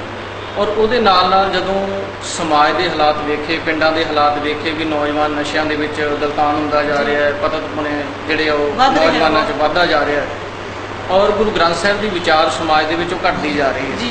ਇਹਨਾਂ ਸਾਰੀਆਂ ਹੀ ਗੱਲਾਂ ਨੂੰ ਮੁੱਖ ਰੱਖ ਕੇ ਗੁਰਮਤਿ ਗਿਆਨ ਮਿਸ਼ਨਰੀ ਕਾਲਜ ਨੇ ਗੁਰਮਤਿ ਕੈਂਪ ਲਾਉਣ ਦਾ ਇੱਕ ਪਲੈਨਿੰਗ ਤਿਆਰ ਕੀਤੀ, ਪ੍ਰੋਗਰਾਮ ਬਣਾਇਆ ਵੀ ਪਿੰਡ ਜਾ ਕੇ ਗੁਰਮਤਿ ਕੈਂਪ ਲਾਏ ਜਾਣ, ਜਿਹਦੇ ਵਿੱਚ ਸਾਡੇ ਨੌਜਵਾਨਾਂ ਨੂੰ ਸਮਝਾਇਆ ਜਾਵੇ, ਸਿੱਖਿਆ ਦਿੱਤੀ ਜਾਵੇ, ਔਰ ਉਹਦੇ ਨਾਲ ਜਿਹੜੇ ਬਜ਼ੁਰਗ ਗੁਰਮਤਿ ਤੋਂ ਬਿਲਕੁਲ ਵਾਂਝੇ ਹੋ ਚੁੱਕੇ ਨੇ ਜੀ, ਟੁੱਟ ਚੁੱਕੇ ਨੇ, ਉਹਨਾਂ ਦੇ ਨਾਲ ਵੀ ਗੁਰਮਤਿ ਦੇ ਵਿਸ਼ੇ ਦੇ ਸੰਬੰਧ ਦੇ ਵਿੱਚ ਗੁਰਬਾਣੀ ਦੀਆਂ ਵਿਚਾਰਾਂ ਕੀਤੀਆਂ ਜਾਣ। ਔਰ ਜਿਹੜੀ ਗੱਲ ਤੁਸੀਂ ਕੀਤੀ ਹੈ ਵੀ ਗੁਰਮਤਿ ਕੈਂਪ ਲਾਉਣ ਦੇ ਦੌਰਾਨ ਕਿਹੜੀਆਂ ਤੁਹਾਨੂੰ ਉੱਥੇ ਮੁਸ਼ਕਲਾਂ ਦਾ ਸਾਹਮਣਾ ਕਰਨਾ ਜਿਹੜਾ ਪੈਂਦਾ ਵਾ। ਪਹਿਲਾਂ ਸਾਨੂੰ ਜ਼ਰੂਰ ਜਦੋਂ ਅਸੀਂ ਸ਼ੁਰੂਆਤ ਕੀਤੀ ਮੁਸ਼ਕਲਾਂ ਆਈਆਂ ਵੀ, ਰਿਹਾਇਸ਼ ਦੀ ਵੀ ਮੁਸ਼ਕਲ ਹੋ ਜਾਂਦੀ ਸੀ, ਖਾਣ ਪੀਣ ਦੀ ਜਿਹੜੀ ਉਹ ਵੀ ਮੁਸ਼ਕਲ ਰਹੀ ਹੈ ਕਾਫੀ ਸਮਾਂ। ਨੈੱਟ ਦੇ ਉੱਪਰ ਵੀ 1-2 ਸਾਡੀਆਂ ਫੋਟੋਆਂ ਪਾਈਆਂ ਹੋਈਆਂ ਨੇ ਜਿਹਦੇ ਵਿੱਚ ਵਿਦਿਆਰਥੀ ਜਿਹੜੇ ਨੇ ਉਹ ਬੈਂਚਾਂ ਦੇ ਉੱਪਰ ਹੀ ਆਰਾਮ ਕਰਦੇ ਹੋਏ ਦੇਖੇ ਜਾ ਸਕਦੇ ਨੇ। ਔਰ ਇਹਦੇ ਨਾਲ ਜਿਹੜੀ ਹੋਰ ਮੁਸ਼ਕਲ ਹੈ ਵੀ ਜਿਵੇਂ ਡੇਰੇਦਾਰਾਂ ਨੂੰ ਮੰਨਣ ਵਾਲੇ ਲੋਕ ਨੇ, ਉਹਨਾਂ ਦੀ ਵੀ ਕਈ ਵਾਰ ਸਾਨੂੰ ਕਈ ਥਾਵਾਂ ਦੇ ਉੱਪਰ ਵਿਰੋਧਤਾ ਸਹਿਣੀ ਪਈ ਵੀ ਇਹ ਗਲਤ ਪ੍ਰਚਾਰ ਕਰ ਰਹੇ ਨੇ। ਇੱਕ ਤਾਜ਼ੀ ਘਟਨਾ ਜਿਹੜੀ ਰਾਮਗੜ੍ਹ ਭੁੱਲਰ ਜਗਰਾਉਂ ਲਾਗੇ ਇੱਕ ਨਗਰ ਹੈ, ਪਿਛਲੇ ਦਿਨੀ ਅਸੀਂ ਉੱਥੇ ਗੁਰਮਤਿ ਕੈਂਪ ਲਾਇਆ। ਉੱਥੇ ਵੀ ਕੁਝ ਡੇਰੇਦਾਰਾਂ ਨੂੰ, ਸੰਪਰਦਾ ਨੂੰ ਮੰਨਣ ਵਾਲੇ ਜਿਹੜੇ ਲੋਕ ਸਨ, ਜਦੋਂ ਜਿੱਥੇ ਸਵੇਰੇ 8 ਵਜੇ ਤੋਂ ਲੈ ਕੇ 11 ਵਜੇ ਤੱਕ ਸਕੂਲ ਦੇ ਵਿੱਚ ਬੱਚਿਆਂ ਦੇ ਨਾਲ ਗੁਰਮਤਿ ਦੇ ਸੰਬੰਧ ਦੇ ਵਿੱਚ ਵਿਚਾਰਾਂ ਹੁੰਦੀਆਂ ਸਨ, ਉੱਥੇ ਸ਼ਾਮ ਨੂੰ ਜਿੱਥੇ ਕਥਾ ਵਾਰਤਾ ਹੁੰਦੀ ਸੀ ਨਾਲ ਸੰਗਤ ਦੇ ਸਵਾਲ ਜਵਾਬ ਰੱਖੇ ਹੋਏ ਸਨ, ਔਰ ਉਹਦੇ ਵਿੱਚ ਭਾਰੀ ਗਿਣਤੀ ਦੇ ਵਿੱਚ ਸੰਗਤ ਨੇ ਜਿਹੜਾ ਸ਼ਮੂਲੀਅਤ ਕੀਤੀ। ਔਰ ਉੱਥੇ ਸੰਪਰਦਾਵਾਂ ਨੂੰ ਮੰਨਣ ਵਾਲੇ ਲੋਕਾਂ ਨੇ ਆ ਕੇ ਬਹੁਤ ਹੱਦ ਤੱਕ ਜਿਹੜੀ ਆ ਵਿਰੋਧਤਾ ਕੀਤੀ ਵੀ ਇਹ ਨਾਸਤਕ ਬਣਾਇਆ ਜਾ ਰਿਹਾ ਹੈ, ਇਹ ਬਾਣੀ ਦੇ ਅਰਥ ਜਿਹੜੇ ਉਹ ਗਲਤ ਕਰਕੇ ਲੋਕਾਂ ਨੂੰ ਸੁਣਾ ਰਹੇ ਨੇ, ਇਹ ਮਹਾਂਪੁਰਖਾਂ ਦੀ ਨਿੰਦਿਆ ਕਰ ਰਹੇ ਨੇ। ਅਜਿਹੀਆਂ ਮੁਸ਼ਕਲਾਂ ਜਿਹੜੀਆਂ ਉਹ ਸਾਨੂੰ ਉੱਥੇ ਵੇਖਣ ਦਾ ਮੌਕਾ ਮਿਲਿਆ। ਕਿਵੇਂ ਸੋਲਵ ਕਿਦਾਂ ਕਰਦੇ ਹੋ? ਹਾਂ, ਉਹਦਾ ਹੱਲ ਇਹ ਹੈ ਜੀ ਵੀ ਗੁਰਬਾਣੀ ਦਾ ਪੱਖ ਸਾਹਮਣੇ ਰੱਖਿਆ। ਪਹਿਲੀ ਗੱਲ ਹੈ ਜਿਹੜੇ ਉਹ ਲੋਕ ਸਵਾਲ ਕਰਦੇ ਨੇ ਉਹ ਮੰਨਣ ਨੂੰ ਤਿਆਰ ਨਹੀਂ ਹੁੰਦੇ। ਜਿਵੇਂ ਇੱਕ ਆਮ ਹੀ ਆਪਾਂ ਗੱਲ ਵਰਤਦੇ ਹਾਂ ਵੀ ਮੈਂ ਨਾ ਮੰਨੂ ਵਾਲੀ ਗੱਲ ਲੈ ਕੇ ਤੁਰਦੇ ਨੇ ਵੀ ਅਸੀਂ ਇਹਨਾਂ ਦੀ ਗੱਲ ਨਹੀਂ ਸੁਣਨੀ, ਅਸੀਂ ਆਪਣਾ ਜਿਹੜਾ ਜਾਣ ਬੁੱਝ ਕੇ ਇੱਥੇ ਝਗੜਾ ਖੜਾ ਕਰਨਾ ਉਹ ਪੱਖ ਲੈ ਕੇ ਤੁਰਨਾ। ਉਹਨਾਂ ਨੇ ਕਾਫੀ ਸਵਾਲ ਕੀਤੇ, ਔਰ ਨਾਲ ਜਿਹੜਾ ਸਾਨੂੰ ਉੱਥੇ ਖੁਸ਼ੀ ਇਸ ਗੱਲ ਦੀ ਹੋਈ ਵੀ ਜਿਹੜੀ ਸੰਗਤ ਬੈਠੀ ਹੋਈ ਸੀ ਉਹਨਾਂ ਨੇ ਸਵਾਲ ਜਵਾਬ ਸੁਣੇ, ਵਿਚਾਰ ਵਟਾਂਦਰੇ ਜਿਹੜੇ ਉੱਥੇ ਸਵਾਲ ਜਵਾਬ ਚੱਲੇ। ਉਸ ਤੋਂ ਬਾਅਦ ਨਤੀਜਾ ਕੀ ਹੋਇਆ ਵੀ ਸਾਨੂੰ ਬਹੁਤਾਤ ਗਿਣਤੀ ਸੰਗਤ ਸਾਡੇ ਵਾਲੇ ਪਾਸੇ ਆ ਕੇ ਖਲੋ ਕੇ ਉਹਨਾਂ ਨੇ ਇਹ ਸ਼ਬਦ ਵਰਤੇ ਵੀ ਇੰਨਾ ਸਮਾਂ ਹੋ ਗਿਆ ਇਹਨਾਂ ਲੋਕਾਂ ਨੂੰ ਸਾਡੇ ਪਿੰਡ ਦੇ ਵਿੱਚ ਰਹਿੰਦਿਆਂ ਹੋਇਆਂ, ਕਿਸੇ ਬੱਚੇ ਨੂੰ ਇਹਨਾਂ ਨੇ ਅੱਜ ਤੱਕ ਗੁਰਮਤਿ ਦੀ ਗੱਲ ਨਹੀਂ ਸੁਣਾਈ। ਕਿਸੇ ਵੀਰ ਨੂੰ ਜਾਂ ਬਜ਼ੁਰਗ ਦੇ ਨਾਲ ਬੈਠ ਕੇ ਗੁਰਮਤਿ ਦੀ ਗੱਲ ਨਹੀਂ ਕੀਤੀ। ਇਹਨਾਂ ਨੇ ਬਥੇਰਾ ਸਮਾਂ ਇੱਥੇ ਸਾਡੇ ਨਗਰ ਦੇ ਵਿੱਚ, ਉਹ ਕਿਉਂਕਿ ਗ੍ਰੰਥ ਸਿੰਘ ਦੀ ਡਿਊਟੀ ਨਿਭਾ ਰਹੇ ਸਨ, ਸੰਪਰਦਾ ਨੂੰ ਮੰਨਣ ਵਾਲੇ ਸਨ, ਵੀ ਕਿਸੇ ਦੇ ਨਾਲ ਗੁਰਮਤਿ ਦੀ ਗੱਲ ਨਹੀਂ ਕੀਤੀ। ਹਾਂ, ਜਿਹੜੇ ਦੋ ਮਾਈਆਂ ਨੇ ਸ਼ਬਦ ਵਰਤੇ ਸਨ ਵੀ ਇਹਨਾਂ ਨੇ 2 ਸਾਲ ਸਾਡੇ ਤੋਂ ਟੂਟੀਆਂ ਜ਼ਰੂਰ ਮੰਜਾ ਲਈਆਂ, ਬਰਤਨ ਸਾਨੂੰ ਮਾਂਜਣੇ ਸਿਖਾਤੇ ਵੀ ਇਹਨੂੰ ਇਸ ਤਰੀਕੇ ਨਾਲ ਸੁੱਚਾ ਕਰਨਾ, ਰੇਤੇ ਨਾਲ ਮਾਂਜ ਲਓ, ਟੂਟੀਆਂ ਰੇਤੇ ਨਾਲ ਮਾਂਜ ਲਓ, ਪਰ ਗੁਰਮਤਿ ਦੀ ਗੱਲ ਅੱਜ ਤੱਕ ਸਾਡੇ ਨਾਲ ਨਹੀਂ ਸੀ ਕੀਤੀ। ਕਿੰਨਾ ਚੰਗਾ ਹੋਇਆ ਵੀ ਇਹ ਛੋਟੀ ਉਮਰ ਦੇ ਵਿੱਚ ਜਿਹੜੇ ਵੀਰ ਸਾਡੇ ਨਾਲ ਉੱਥੇ ਪਹੁੰਚੇ ਹੋਏ ਸਨ, ਉਹਨਾਂ ਵੀਰਾਂ ਨੇ ਬੱਚਿਆਂ ਦੀਆਂ ਵੀ ਕਲਾਸਾਂ ਲਾਈਆਂ, ਬਜ਼ੁਰਗਾਂ ਦੇ ਨਾਲ ਸਵਾਲ ਜਵਾਬ ਗੱਲਬਾਤ ਕੀਤੀ, ਕਥਾ ਵਾਰਤਾ ਕੀਤੀ। ਉਹ ਇੰਨੇ ਜ਼ਿਆਦਾ ਲੋਕ ਖੁਸ਼ ਹੋਏ ਤੇ ਉਹਨਾਂ ਨੇ ਮੰਗ ਕੀਤੀ ਵੀ ਇਹ 3 ਦਿਨਾਂ ਦਾ ਜਾਂ 4 ਦਿਨਾਂ ਦਾ ਗੁਰਮਤਿ ਕੈਂਪ ਨਹੀਂ ਹੋਣਾ ਚਾਹੀਦਾ, ਘੱਟੋ ਘੱਟ 10-15 ਦਿਨ ਸਾਡੇ ਪਿੰਡ ਦੇ ਵਿੱਚ ਨੌਜਵਾਨ ਰਹਿਣ ਤੇ ਹਰ 3 ਮਹੀਨਿਆਂ ਬਾਅਦ ਹੀ ਸਾਨੂੰ ਇਹ ਗੁਰਮਤਿ ਕੈਂਪ ਦਿੱਤਾ ਜਾਵੇ। ਹਰ ਥਾਂ ਤੋਂ ਸਾਨੂੰ ਜਿਹੜਾ ਵਾ ਲੋਕਾਂ ਦੇ ਗੁਰਮਤਿ ਕੈਂਪਾਂ ਨੂੰ ਬੱਚੇ ਜੀ ਇਹ ਅਸਲ ਵਿੱਚ ਇਹ ਸਾਡੇ ਜਿਹੜੇ ਕਾਲਜ ਦੇ ਮੁੱਢਲੇ ਸਾਡੇ ਜਿਹੜੇ ਬਜ਼ੁਰਗ ਹੋਏ ਨੇ ਜੀ ਉਹਨਾਂ ਦੀ, ਜਿਵੇਂ ਧੁੰਦਾ ਜੀ ਉਹਨਾਂ ਨੇ ਪ੍ਰੋਫੈਸਰ ਵੀਰਾਂ ਨੇ ਗੱਲ ਕੀਤੀ ਆ, ਹਾਂਜੀ ਉਹਨਾਂ ਦਾ ਇੱਕ ਸੋਚ ਸੀ ਕਿ ਅਸੀਂ ਪਿੰਡਾਂ ਵਿੱਚੋਂ ਨਸ਼ੇ ਤੇ ਡੇਰਾਵਾਦ ਤੇ ਪਖੰਡ ਕਰਮਕਾਂਡ ਇਹਨਾਂ ਦੀ ਬੁਰੀ ਜਿਹੜੀ ਹੈ ਦੱਸੀ ਆ। ਅਸੀਂ ਦੇਖਿਆ ਕਿ 30 ਅਪ੍ਰੈਲ ਤੋਂ ਲੈ ਕੇ 30 ਜੂਨ ਤੱਕ ਪਿੰਡਾਂ ਦੇ ਬੱਚਿਆਂ ਨੂੰ ਬਹੁਤਾ ਕੰਮ ਨਹੀਂ ਹੁੰਦਾ। ਜੀ 15 ਅਪ੍ਰੈਲ ਤੱਕ ਵਾਢੀ ਹੋ ਜਾਂਦੀ ਆ, 20 ਅਪ੍ਰੈਲ ਤੱਕ ਵਾਢੀ ਛੁੱਟੀਆਂ ਗਰਮੀਆਂ ਦੀਆਂ ਚੱਲਦੀਆਂ। ਗਰਮੀਆਂ ਦੀਆਂ ਮਈ ਤੇ ਜੂਨ ਦੇ ਮਹੀਨੇ 'ਚ ਵਿਦਿਆਰਥੀਆਂ ਕੋਲ ਬਹੁਤਾ ਕੰਮ ਨਹੀਂ ਹੁੰਦਾ, ਐਗਜ਼ਾਮ ਦੇ ਕੇ ਵਿਹਲੇ ਹੁੰਦੇ। ਸਾਡੇ ਕਾਲਜ ਦੀ ਸਮੁੱਚੀ ਟੀਮ ਦੇ ਜਿੰਨੇ ਵਿਦਿਆਰਥੀ ਆ ਉਹਨਾਂ ਨੇ ਟੀਮਾਂ ਬਣਾ ਕੇ ਉਹਨਾਂ ਨੂੰ ਪਿੰਡਾਂ 'ਚ ਭੇਜਿਆ ਜਾਂਦਾ ਤੇ ਜਿਹੜੀ 100, 90, 95, 80 ਦੇ ਕਰੀਬ ਜਿਹੜੇ ਆ ਵੀ ਕੈਂਪ ਲੱਗ ਜਾਂਦੇ ਆ। ਇਸ ਸਾਲ ਤੋਂ ਇੱਕ ਨਵਾਂ ਜਿਹੜਾ ਯਤਨ ਕੀਤਾ ਸਾਡੇ ਸਰਕਾਰਯੋਗ ਅਧਿਆਪਕ ਸਾਥੀਆਂ ਨੇ, ਜੀ। ਉਹ ਹੈ ਸਿੱਖੀ ਲਹਿਰ ਦਾ। ਇਹ ਸਮੁੱਚੇ ਤੌਰ ਤੇ ਆਮ ਕਿਹਾ ਜਾਂਦਾ ਜੀ ਪ੍ਰਚਾਰਕ ਮਿਲਦੇ ਨਹੀਂ।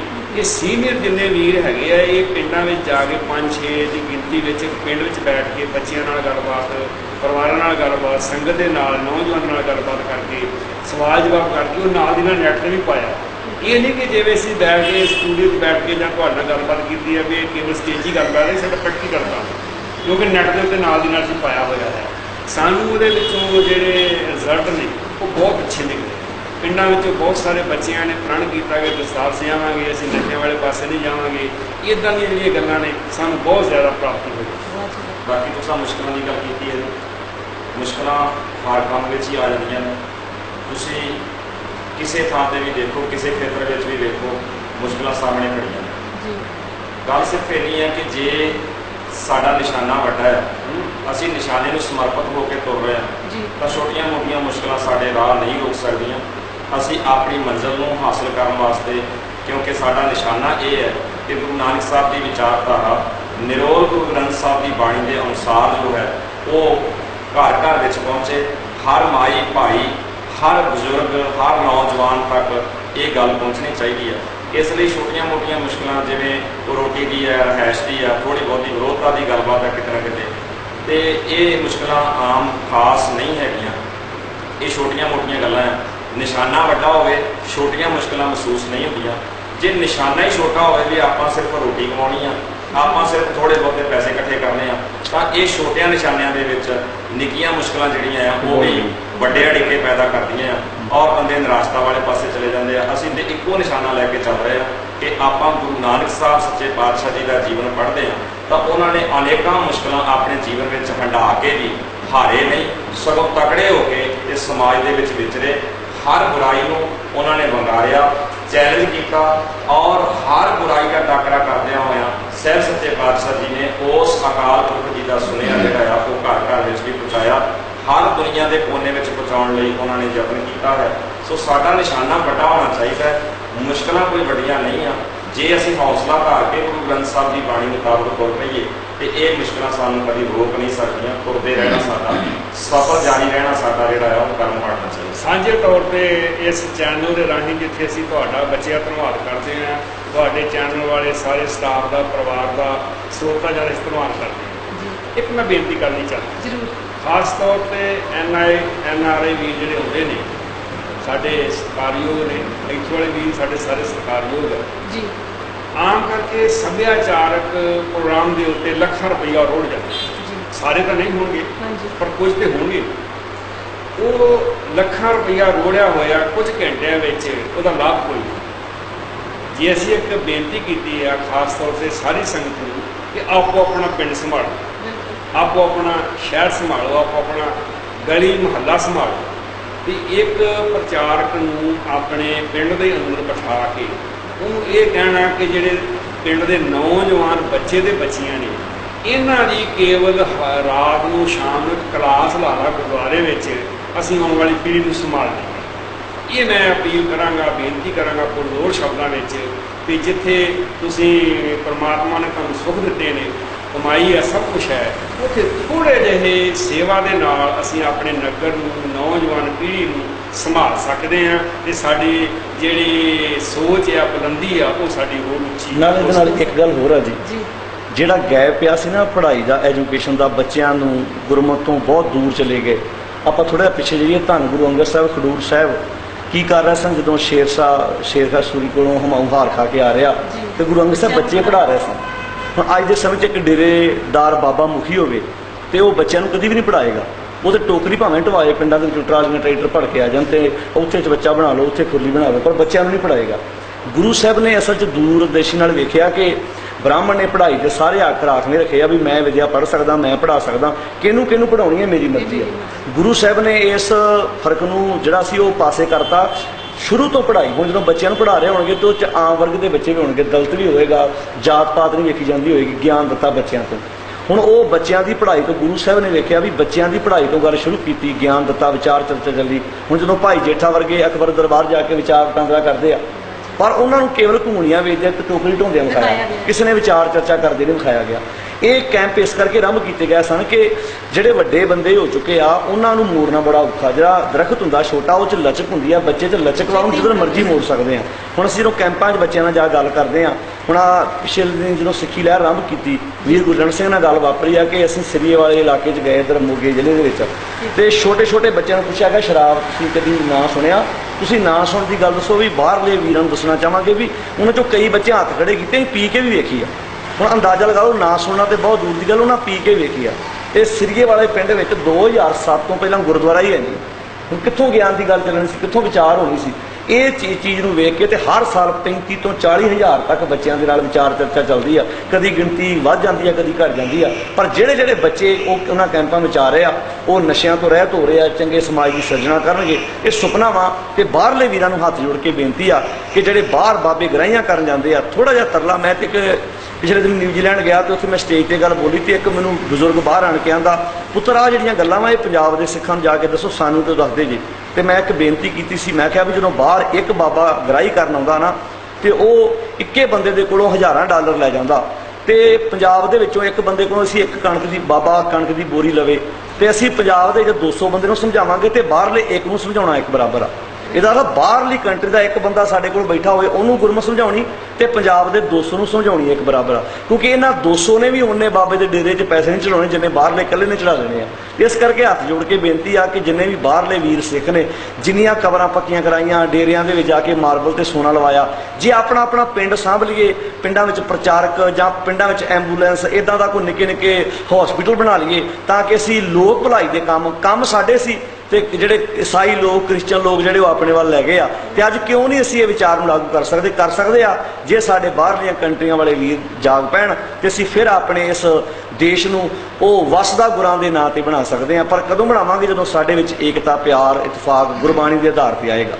ਹਾਂਜੀ, ਹੁਣ ਮੈਂ ਬਹੁਤ ਧੰਨਵਾਦ ਕਰਦੀ ਹਾਂ ਸਾਡੇ ਸਤਿਕਾਰਯੋਗ ਸਮੂਹ ਸਟਾਫ ਦਾ ਜੋ ਗੁਰਮਤਿ ਗਿਆਨ ਮਿਸ਼ਨਰੀ ਕਾਲਜ ਦੇ ਨਾਲ ਸੰਬੰਧ ਰੱਖਦੇ ਨੇ, ਸਾਡੇ ਸਾਰੇ ਹੀ ਪੜ੍ਹਾਉਣ ਵਾਲੇ ਵੀ, ਸਾਡੇ ਪ੍ਰਿੰਸੀਪਲ ਸਾਹਿਬ, ਤੇ ਇਹਨਾਂ ਨੇ ਇੰਨੀਆਂ ਵਧੀਆ ਗੱਲਾਂ ਦੱਸੀਆਂ ਨੇ ਸਾਨੂੰ। ਤੇ ਮੈਨੂੰ ਲੱਗਦਾ ਕਿ ਪੰਜ ਚੌਕ ਪ੍ਰੋਗਰਾਮ ਦੇ ਰਾਹੀਂ ਜਿਹਦੇ ਤੱਕ ਵੀ ਇਹ ਗੱਲਾਂ ਪਹੁੰਚੀਆਂ ਹੋਣਗੀਆਂ, ਉਹ ਜ਼ਰੂਰ ਕਰਮ ਕਾਂਡਾਂ ਤੋਂ ਰਹਿਤ ਹੋ ਕੇ ਗੁਰੂ ਨਾਨਕ ਸਾਹਿਬ ਦੀ ਵਿਚਾਰਧਾਰਾ ਨੂੰ ਚੰਗੀ ਤਰ੍ਹਾਂ ਅਪਣਾ ਕੇ ਜਿੱਥੇ ਆਪ ਗੁਰਮਤਿ ਆਸ਼ੇ ਮੁਤਾਬਕ ਜੀਵਨ ਜੀਏਗਾ, ਉੱਥੇ ਹੋਰਾਂ ਨੂੰ ਵੀ ਇੱਕ ਚਾਨਣ ਮੁਨਾਰੇ ਦੇ ਤੌਰ ਤੇ ਕੰਮ ਕਰਕੇ ਵਿਖਾਏਗਾ। ਕਿਉਂਕਿ ਜਿਹੜੇ ਗੁਰਸਿੱਖ ਨੇ ਨਾ, ਉਹ ਸਿਰਫ ਕਹਿਣੀ ਦੇ ਨਹੀਂ ਬਲਕਿ ਕਰਨੀ। ਗੁਰਮਤਿ ਹੈ ਜਿਹੜੀ, ਉਹ ਕਰਮ ਕਾਂਡ ਨਹੀਂ ਹੈ, ਇੱਕ ਵਿਖਾਵੇ ਦਾ ਧਰਮ ਨਹੀਂ ਹੈ, ਉਹ ਤਾਂ ਇੱਕ ਜਿਉਂਦੀ ਜਾਗਦੀ ਇੱਕ ਚੇਤਨਾ ਹੈ। ਇੱਕ ਇਹ ਕਹਿ ਲਈਏ ਕਿ ਆਪਣੇ ਪੂਰੇ ਕਰੈਕਟਰ ਦੇ ਰਾਹੀਂ, ਆਪਣੇ ਵਿਅਕਤੀਤਵ ਦੇ ਰਾਹੀਂ ਤੁਸੀਂ ਦਿਖਾਉਣਾ ਹੈ ਕਿ ਗੁਰੂ ਨਾਨਕ ਸਾਹਿਬ, ਗੁਰੂ ਗੋਬਿੰਦ ਸਿੰਘ ਸਾਹਿਬ ਨੇ ਇਹੋ ਜਿਹੇ ਸਿੱਖ ਦੀ ਕਲਪਨਾ ਕੀਤੀ ਸੀ ਤੇ ਮੇਰੇ ਰਾਹੀਂ ਤੁਸੀਂ ਸਾਕਾਰ ਰੂਪ ਦੇ ਵਿੱਚ ਉਹ ਦੇਖ ਸਕਦੇ। ਸੋ ਬਹੁਤ ਧੰਨਵਾਦ ਇਹਨਾਂ ਸਾਰੇ ਹੀ ਵੀਰਾਂ ਦਾ। ਪੰਜ ਚੌਕ ਪ੍ਰੋਗਰਾਮ ਦੇ ਰਾਹੀਂ ਤੁਸੀਂ ਇਹਨਾਂ ਸਾਰਿਆਂ ਨੂੰ ਮਿਲੇ ਹੋ। ਤੇ ਉਮੀਦ ਕਰਦੇ ਹਾਂ ਕਿ ਕਦੇ ਮੌਕਾ ਫਿਰ ਬਣੇਗਾ, ਸਬਬ ਬਣੇਗਾ ਇਹਨਾਂ ਦੇ ਨਾਲ ਫਿਰ ਖੁੱਲੀਆਂ ਵਿਚਾਰਾਂ ਕਰਨ ਦਾ। ਆਪਾਂ ਇੱਕ ਵਾਰੀ ਫਿਰ ਮੌਕਾ ਹਾਸਲ ਕਰਾਂਗੇ, ਗੱਲਬਾਤ ਕਰਾਂਗੇ, ਕਿਉਂਕਿ ਇੰਨੇ ਵਿਦਵਾਨ ਨੇ ਤੇ ਇਹਨਾਂ ਨਾਲ ਥੋੜੇ ਜਿਹੇ ਸੀਮਤ ਸਮੇਂ ਦੇ ਵਿੱਚ ਬਹੁਤੀਆਂ ਵਿਚਾਰਾਂ ਨਹੀਂ ਹੋ ਸਕੀਆਂ। ਬਹੁਤ ਬਹੁਤ ਧੰਨਵਾਦ ਤੁਹਾਡਾ ਸਾਨੂੰ ਟਾਈਮ ਦੇਣ ਦੇ ਲਈ, ਤੇ ਸਿੱਖ ਚੈਨਲ ਦੀਆਂ ਸਾਰੀਆਂ ਸੰਗਤਾਂ ਦਾ ਤਹਿ ਦਿਲੋਂ ਧੰਨਵਾਦ ਜਿਨ੍ਹਾਂ ਨੇ ਇਸ ਪ੍ਰੋਗਰਾਮ ਨੂੰ ਸੁਣਿਆ, ਤੇ ਸਿੱਖ ਚੈਨਲ ਨੂੰ ਤੁਸੀਂ ਸਪੋਰਟ ਕਰਦੇ ਹੋ, ਅੱਗੇ ਨੂੰ ਵੀ ਕਰਦੇ ਰਹੋ। ਤੇ ਸਰਬੱਤ ਦਾ ਭਲਾ, ਹੋਈਆਂ ਭੁੱਲਾਂ ਚੁੱਕਾਂ ਲਈ ਖਿਮਾ। ਅਸੀਂ ਆਪ ਜੀ ਨੂੰ ਤੇ ਸਾਡੇ ਸਤਿਕਾਰਯੋਗ ਵੀਰ ਜੀਆਂ ਨੂੰ ਫਤਿਹ ਬੁਲਾਉਂਦੇ ਹਾਂ। ਵਾਹਿਗੁਰੂ ਜੀ ਕਾ ਖਾਲਸਾ, ਵਾਹਿਗੁਰੂ ਜੀ ਕੀ ਫਤਿਹ।